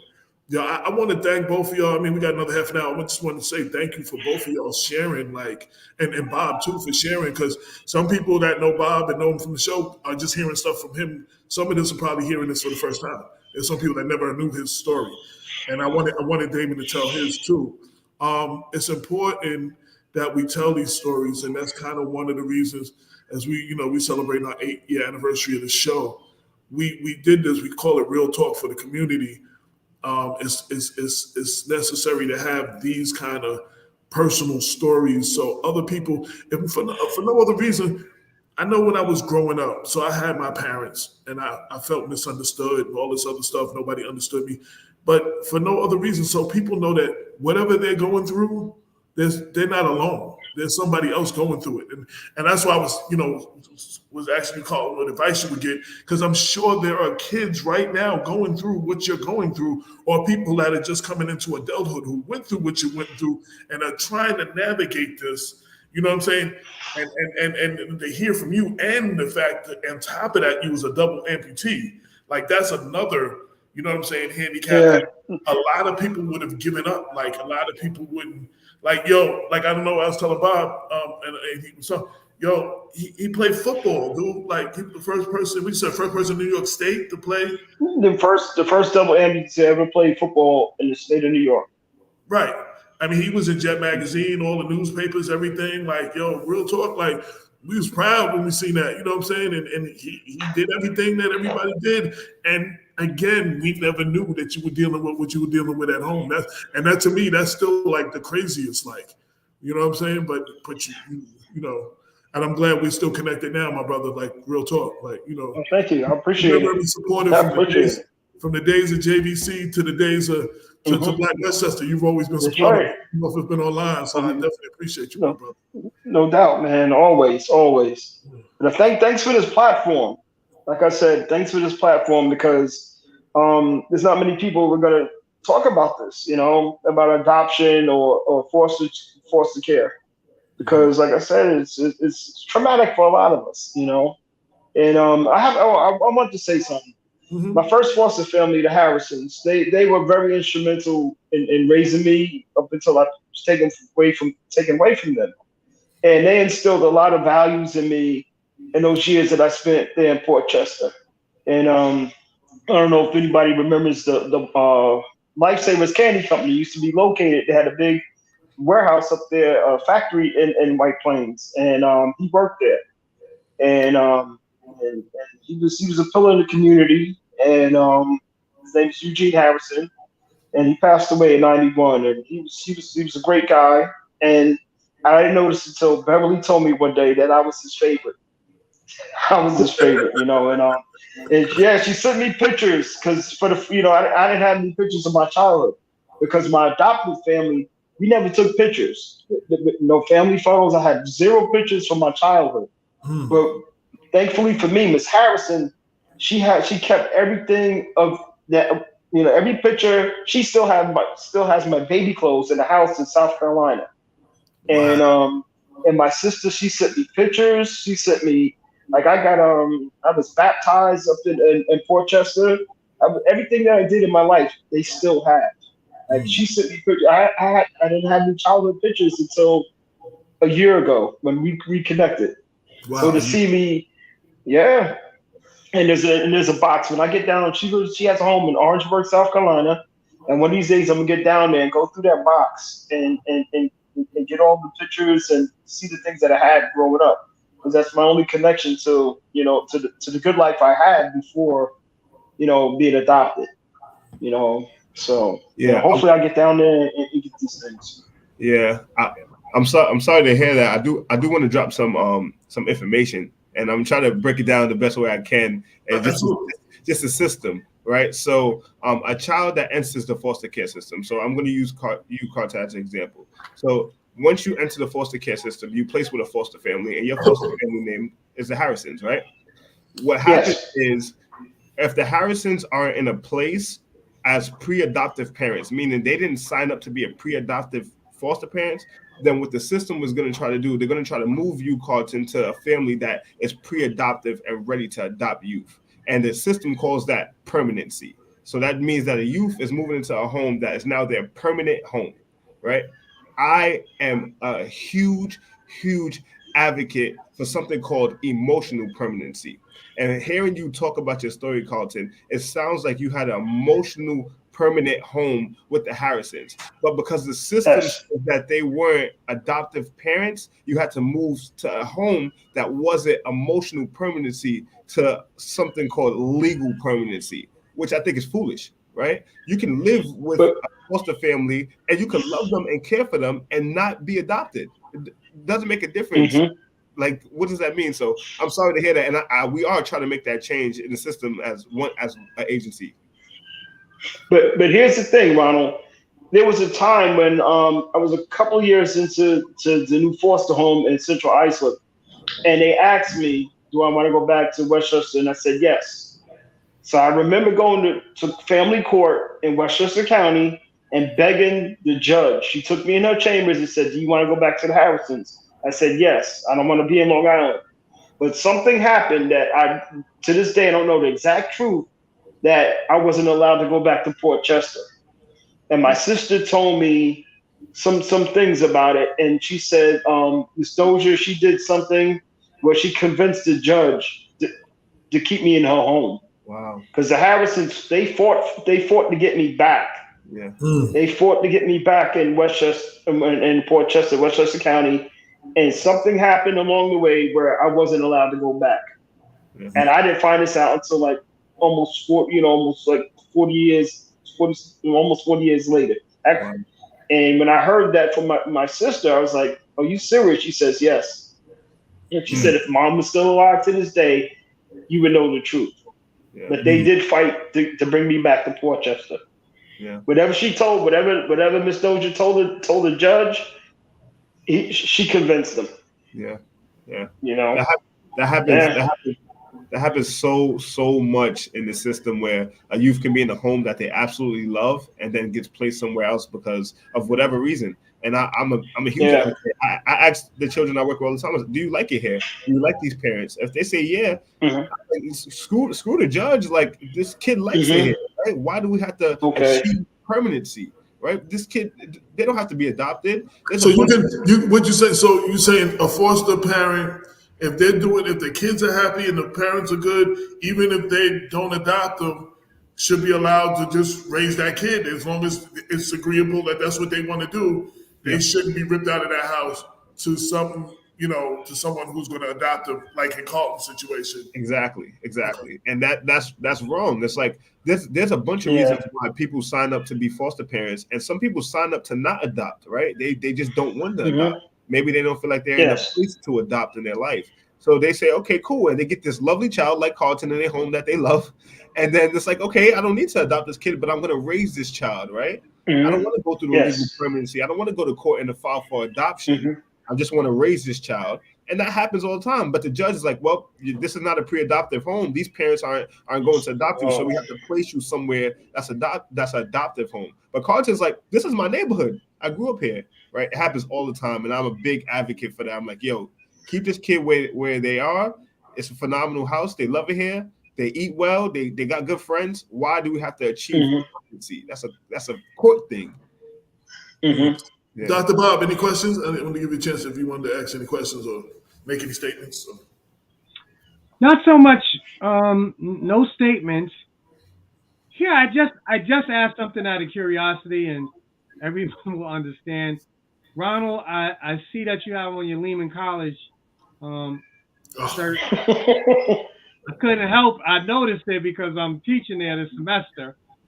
And so I was curious to know what is the connection. And actually, I know that Lehman College also has a number of programs that may prepare people for professions.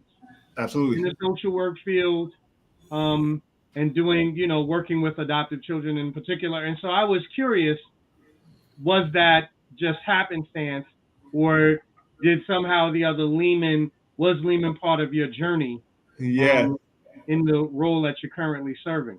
Yeah, so Lehman is part of my current journey. So I originally graduated with my associate's degree from a school called SUNY Cobleskill, which was upstate New York, right? It's part of the SUNY system. And then I came back, from school, and I started working in the field, and I started finding my passion. And then I was looking up schools in my neighborhood, which I do live in the Bronx, and I was like, Lehman College has a social work program. And I'm currently enrolled right now, achieving my bachelor's in social work, with the future to hopefully be a therapist for youth in the foster care system. Wonderful.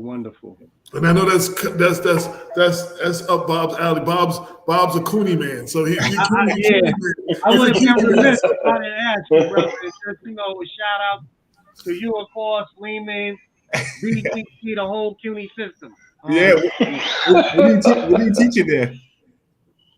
Well, right now I'm teaching the first year seminar for incoming students.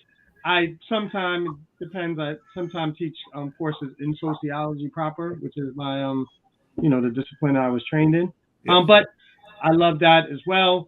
And it's interesting. I will probably draw on tonight's interview as part of my lecture, because I like to incorporate real world situations. And I'm teaching students who, in this case, they have psychology backgrounds, but I know that many of them are considering doing counseling with for families in particular. And so, I'm going to be sure to just mention them. And maybe it might be an opportunity for a minor in social work. It sounds like a good pairing, but, absolutely. Just to know that the City University system can play a vital role, not only in a person's personal transformation, which it did for me and apparently to some extent for you as well, but also, just in terms of the larger community role, because it sounds like now you're going to be able to parlay your education in the, even greater impact. So that, this chapter of your story is a reminder of it. Absolutely. And that's what had come to mind when we were sitting there chopping it up. I was like, oh, it's a Lehman guy. I'm repping it. I'm repping our school, man. No doubt. Maybe, you know what, AJ, we'll talk more off air, because, who knows? Maybe we're on campus at the same time. We'll have a bite to some. Let me know, brother. Let me know. Yeah.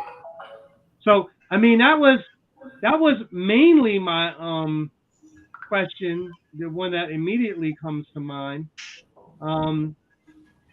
I don't know, AJ, did you? Because I don't want to say I'm fresh out of questions. No, it's a lot of times when we do these things. Well, there was more people coming in, Rob Garrison, and you had somebody else coming with you from that you work with, Ronald. and we lost Carlton, and Damon was going to come, so it was going to be full, and I just navigate through and go with the flow. You know what I'm saying? Wherever it's going, that's where we go. But no, I'm just I just hit Rob one more time to see if he can come on for these last 15 minutes, see if he's available. But nah, I just wanted to share the story, and hopefully Carlton comes back again. Oh, he's back. He's back again. Like, this was inspired by, like I said, two things. Me, Rob, and Damon were having a conversation in front of Apricots and Honey before it closed on Lincoln. It was like a black business thing, Bob. And we were all outside, and he was having a conversation. And I didn't know neither one of those brothers was adopted. So, at that point, before that conversation, and he was like, yo, we need to do a show on this. And he's helping people, find their birth parents and stuff like that. So this was before COVID, and then COVID hit, and then, we never got to it. And then Carlton coming by 3 weeks ago and sharing his story. And like I said, I went to some elementary school, and we went through Reed School, and we went to junior high school together, and I never knew none of this while he was going through all that. And then I reached out to everybody. I reached out to my cousin Warren. I reached out to Tasha Diaz and Yonkers, and we kind of tried to put the show together. So that was the inspiration. I wanted, especially to give my brother Carlton a chance to share and with our audience and everybody hear that. And I think it's just necessary to have these conversations. This is something that plagues our community as well. We talk about other things, but there's some situations where there are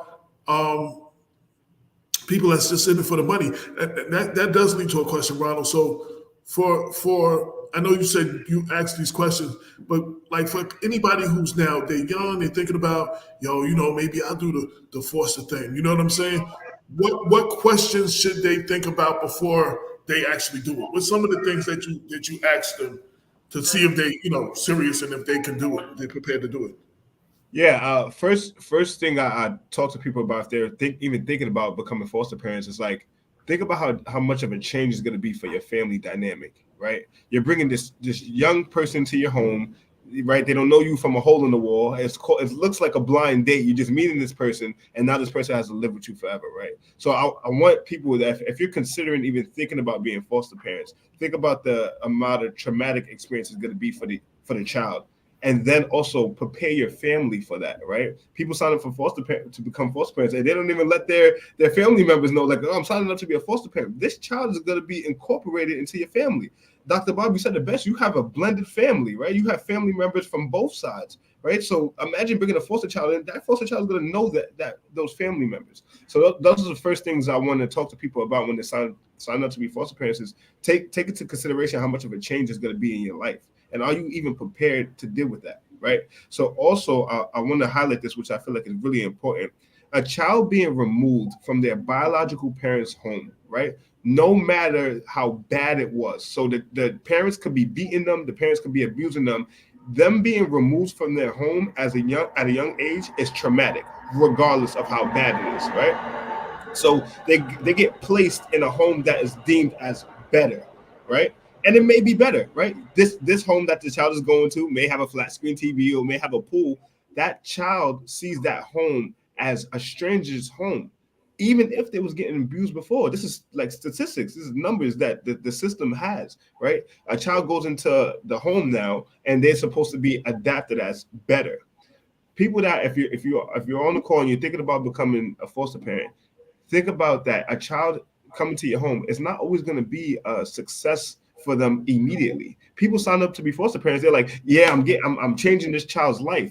And that may not necessarily, they might not think it. The child might not be thinking that I'm coming to your home and you're changing my life. They're like, I was cool where I was at. Yeah, mom hit me a couple times, but I got friends over there, right? I got people I'm playing ball with on the streets, but now I'm over in this other neighborhood. I don't know no one, right? Yeah, you got a flat screen TV. Yeah, you got a cell phone for me now, but they're still not home. So if you're thinking about becoming a foster parent, think about those things that you may be providing the better home, but a child might not look at it like that. And last thing I would like to say about it, if you are thinking about becoming a foster parent, come to the Children's Village. I'm shouting my agency out. Yeah, we're really hands-on. We as you can see, I'm really passionate about this field. I'm really passionate about this work. And Carlton, like I said, I wish roles were reversed. I screamed my foster parents so many times. To be honest, being transparent, foster parents wean themselves out. When they sign up to be a foster parent and they doing it for the money, when they start going through those classes and they meet me and they meet my team and they're like, yo, these people are serious. Like, nah, man, I'm not gonna go through the process because I don't want to mess it up, right? I don't want to mess up a child's life. It's really based on the child. So, like I said, I wish the roles were reversed, but we're really hands-on. If you're thinking about becoming a foster parent, AJ, you got my information. If people hitting you up, shoot me an email and I'll get them started. Absolutely. Any questions, Bob? Any comments or? Yeah, I wanted to piggyback on your comment about parents thinking carefully about the consequences of extending a household to an additional child. Because as a product of a blended family, where, my parents were getting married. My dad was marrying my new mom. But one thing that I became mindful of as I became a man was the kind of challenge that it must have been for my brothers and sisters to share the household. And I was especially aware of this because my brother, Frank Rasson, as he's known throughout Mount Vernon and throughout Westchester County, was the oldest male. And he passed away, well after we had both reached adulthood. But I couldn't help but think sometime about the kind of challenges that he might have experienced as a child who felt that now there was someone else who had to compete with them for their mother's love, for their, and affection. And although there's no reason for me to believe that it had any kind of adverse impact on me, I just realized that the dynamics and the challenges that were going on for all of us, me and my brothers and my sister Sean, were probably greater than we could have been appreciated at the time.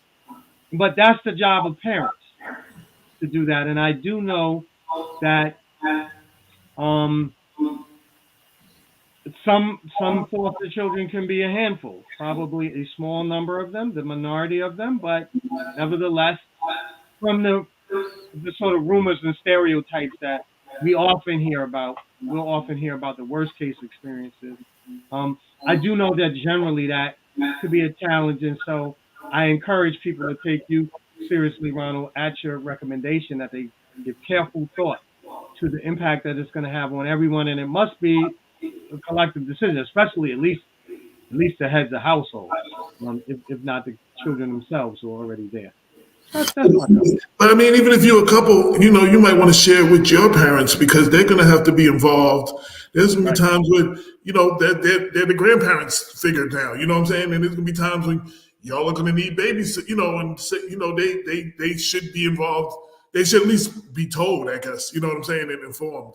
Yeah. So that's a major step in our process. So we have something called a blind date phase, and it's like the matching process. So what happens is I train the foster parents, and they graduate, and then I get a referral from DSS, right, Department of Social Services for Westchester. They give me a list of kids, and they give me the background information of all the kids that they referred that day. And I look through the files. I say, all right, I think this kid will be great with this foster parent. And what I start doing is I start matching them, right? So I take them all out to dinner, and we kind of get to know each other, things like that. But before I even start the matching process, I asked them, I said, have you told your children about what's going to happen, right? Have you told, what is your backup plan, right? What if you can't make it to school? Who's going to pick up that foster child, right? What if you need to go on vacation for a week, right? It can't just be you.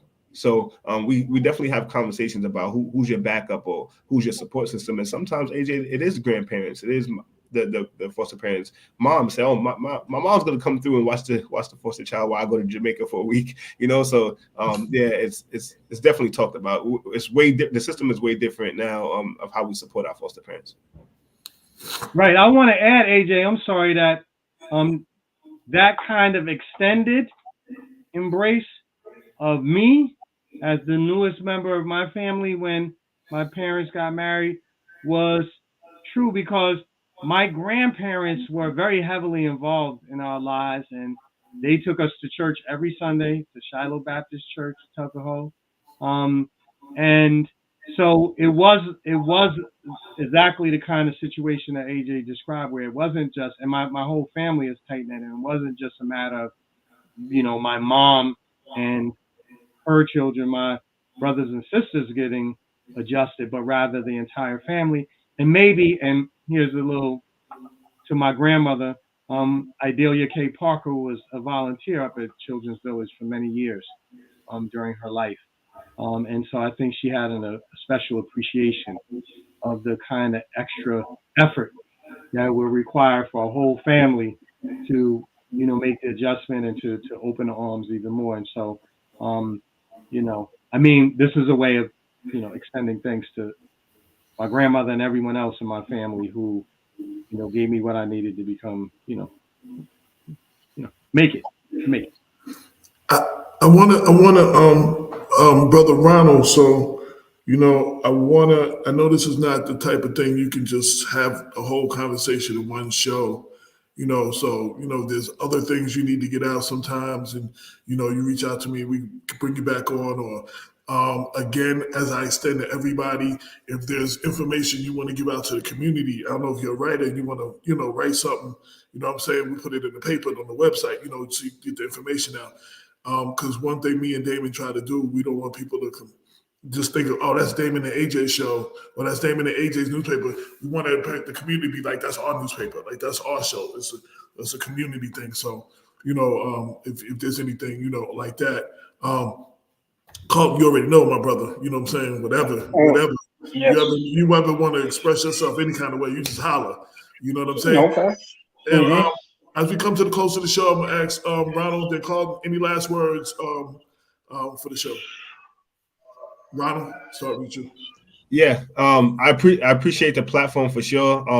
AJ, I've heard a lot about you from Warren. He always talks about you. Fun fact, the program that I'm running now, the Westchester Therapeutic Foster Care Program for Children's Village, it's a 2-year program. We just started this 2 years ago, and when we first started, Warren could not stop telling me about the Black Westchester. He's like, yo, I gotta get you on a podcast, or you gotta type something up. Give me a flyer. I'm gonna give it to my cousin because we need foster parents in Westchester. So I do appreciate Warren for that. I do appreciate meeting you guys. Carlton, your story is so moving. I would love to talk about your story in my foster parent trainings. It was definitely good hearing that and give you some advice and being vulnerable in those situations. So I appreciate that. And thank you guys for just having me here. Ronald, my email address, blackwestchester@gmail.com. Email me, and I'll make sure to connect you and Carlton so y'all can, in the future, y'all can just connect offline and build wherever y'all need to build. Yeah, absolutely. And just one more thing too, we have foster parent panels. So what happens is when our foster parents graduate our program, we invite foster parents that previously graduated or have been foster parents for a long period of time. And we also invite foster children that have been through the foster care system. So I would love for you get paid for, I think it's like $100 gift card or whatever. You can sit there and talk about your story to foster parents, right? So we're going to connect, brother. We're going to connect for sure. I think that would be powerful. That's amazing. Absolutely. Because foster parents getting into it, hearing the story, like I think that might help further prepare some parents. Absolutely. So I'm gonna need you, Carlton. Just look out for those messages. I definitely will. Listen, I appreciate what Children's Village is doing in the community with foster children and the parents. And I just wish they were there instead of leaking watch with me 50 years ago. 50 some years ago. I really do. Because maybe my life would have been a little bit altered and I would have stayed up there in Westchester County. But then again, I went to Central Access for a reason. I met this brother, AJ Woodson, living in CI. Who the hell am I? And he's been a pillar of the community. Like Westchester is the voice of the people, our people. And I thank him for this platform tonight. And I was vulnerable tonight. I shared a lot, but definitely I got to hook up with you, Ronald. And thanks, Dr. Bob, for shining a light on your experience too, man. I appreciate it. And I will also, Rob wasn't able to make it. Hopefully we'll get him back on and maybe bring y'all back on again. But I'm definitely going to make sure that I connect you with Rob Garris about that's helping people connect with their birth family, their biological family. So I would love it. I would love it because I know they're still in Westchester. They're still up there. Yeah. So yeah, Ronald, when you email me, make sure you give me your cell number, and I'm gonna do a text between the two of y'all and then connect y'all. We'll do, brother. Yeah. All right. No doubt. Dr. Bob, any last words? Well, I'd like to say, although it was a truncated conversation because I arrived late, it was a pleasure to be on with you, brothers, and I certainly hope that I'm able to join you again on air when AJ makes the arrangement. AJ, I wanted to take a moment to use the liberties of the co-host to remind everyone, if you hadn't, that those who are interested in expressing their solidarity and support of the artist Kendo and and the rest of the Black community in Greenberg, as they try to persuade the city council and the powers that be to preserve the mural that's in place. There is a meeting, I think it's at the town council. AJ, you could add the details. I think it's Wednesday. I believe Wednesday is the town council meeting, and they may be taking a vote. And I think it's at Wednesday. I think Wednesday's the 14th. I think Wednesday. Yeah, I don't know I don't know if you have to sign up ahead of time. If you maybe Michelle. I don't know if Michelle's still on or Cliff's still on, and they can put that in the comment section. If not, just email us blackwestchester@gmail.com, and I'll make sure that I get you all the information on how to sign up to speak and what time it is and the whole thing. But it would probably be important for a lot of us that care about that to pack that. And I also want to, while you we have I believe it's the 19th. I'll have the flyer on Black Westchester. We need to pack the court for Kenneth Chamberlain for his case for his father, White Plains. Go to blackwestchester.com or our Instagram, and which is at Black Westchester, and we have the flyer and everything up there, and also videos, the rally that they just had for the mural, all the videos of the speakers, various videos they on IG at Black Westchester. Follow us at Black Westchester, and you can see hear the video, some of the speakers speak and what they had to say about it. So yeah, anything else, Bob? Was that? No, that's it. It's going to be Wednesday at 7:30. Yeah, Wednesday at 7:30 for town. It's in the town hall in Greenberg. Again, if you email me, if you don't know, I'll make sure I get you all the information. Thank you, everybody, for tuning in. Thank you, everybody who's listening to this conversation, and it will be on blackwestchester.com by tomorrow, and you can just and I'll make sure I share it individually with all of y'all so y'all can share it, with further people. Hopefully, something in this conversation can help with the when you're talking to the foster parents. Hopefully, maybe they can view some of this or something, or in one of the classes. And I'll make sure Ronald to connect you and Bob, on the whole CUNY Lehman thing, so y'all can build on that on another level too. Let me know, man. I'm here. Bob loves to connect with a fellow CUNY, people in the CUNY system. So, Absolutely. word up. So without further ado, a couple of minutes over. This has been Black Westchester Presents the People Before Politics radio show. This is episode 352. Still giving you the real talk for the community since 2014. The September 15th issue of the newspaper will be about a week late because I'm taking a week off. So it'll probably be around the 23rd, but the issue will be dated the 15th. So there is still time to advertise if you want. If you want to advertise, hit us at blackwestchester.com. And as always, don't forget the book, Black Westchester Origin Story, is available on Amazon, or if you hit me at Mr. AJ Woodson through Cash App or whatever, you can buy it directly from me, and I'll send you an autographed copy of the book. Make sure you come pick that up. Damon has a plethora of books you can find on Amazon as well. Black Minds Must Matter on mental health of Black people and eating healthy and juicing and all that. He got a whole series of books. Make sure y'all check that out. And you could be doing anything else, but you decided to ride with us. So I greatly appreciate it. Again, this is Black Westchester presents the People Before Politics radio show every Sunday, 6 to 8, streaming live on Facebook, LinkedIn, and YouTube. Until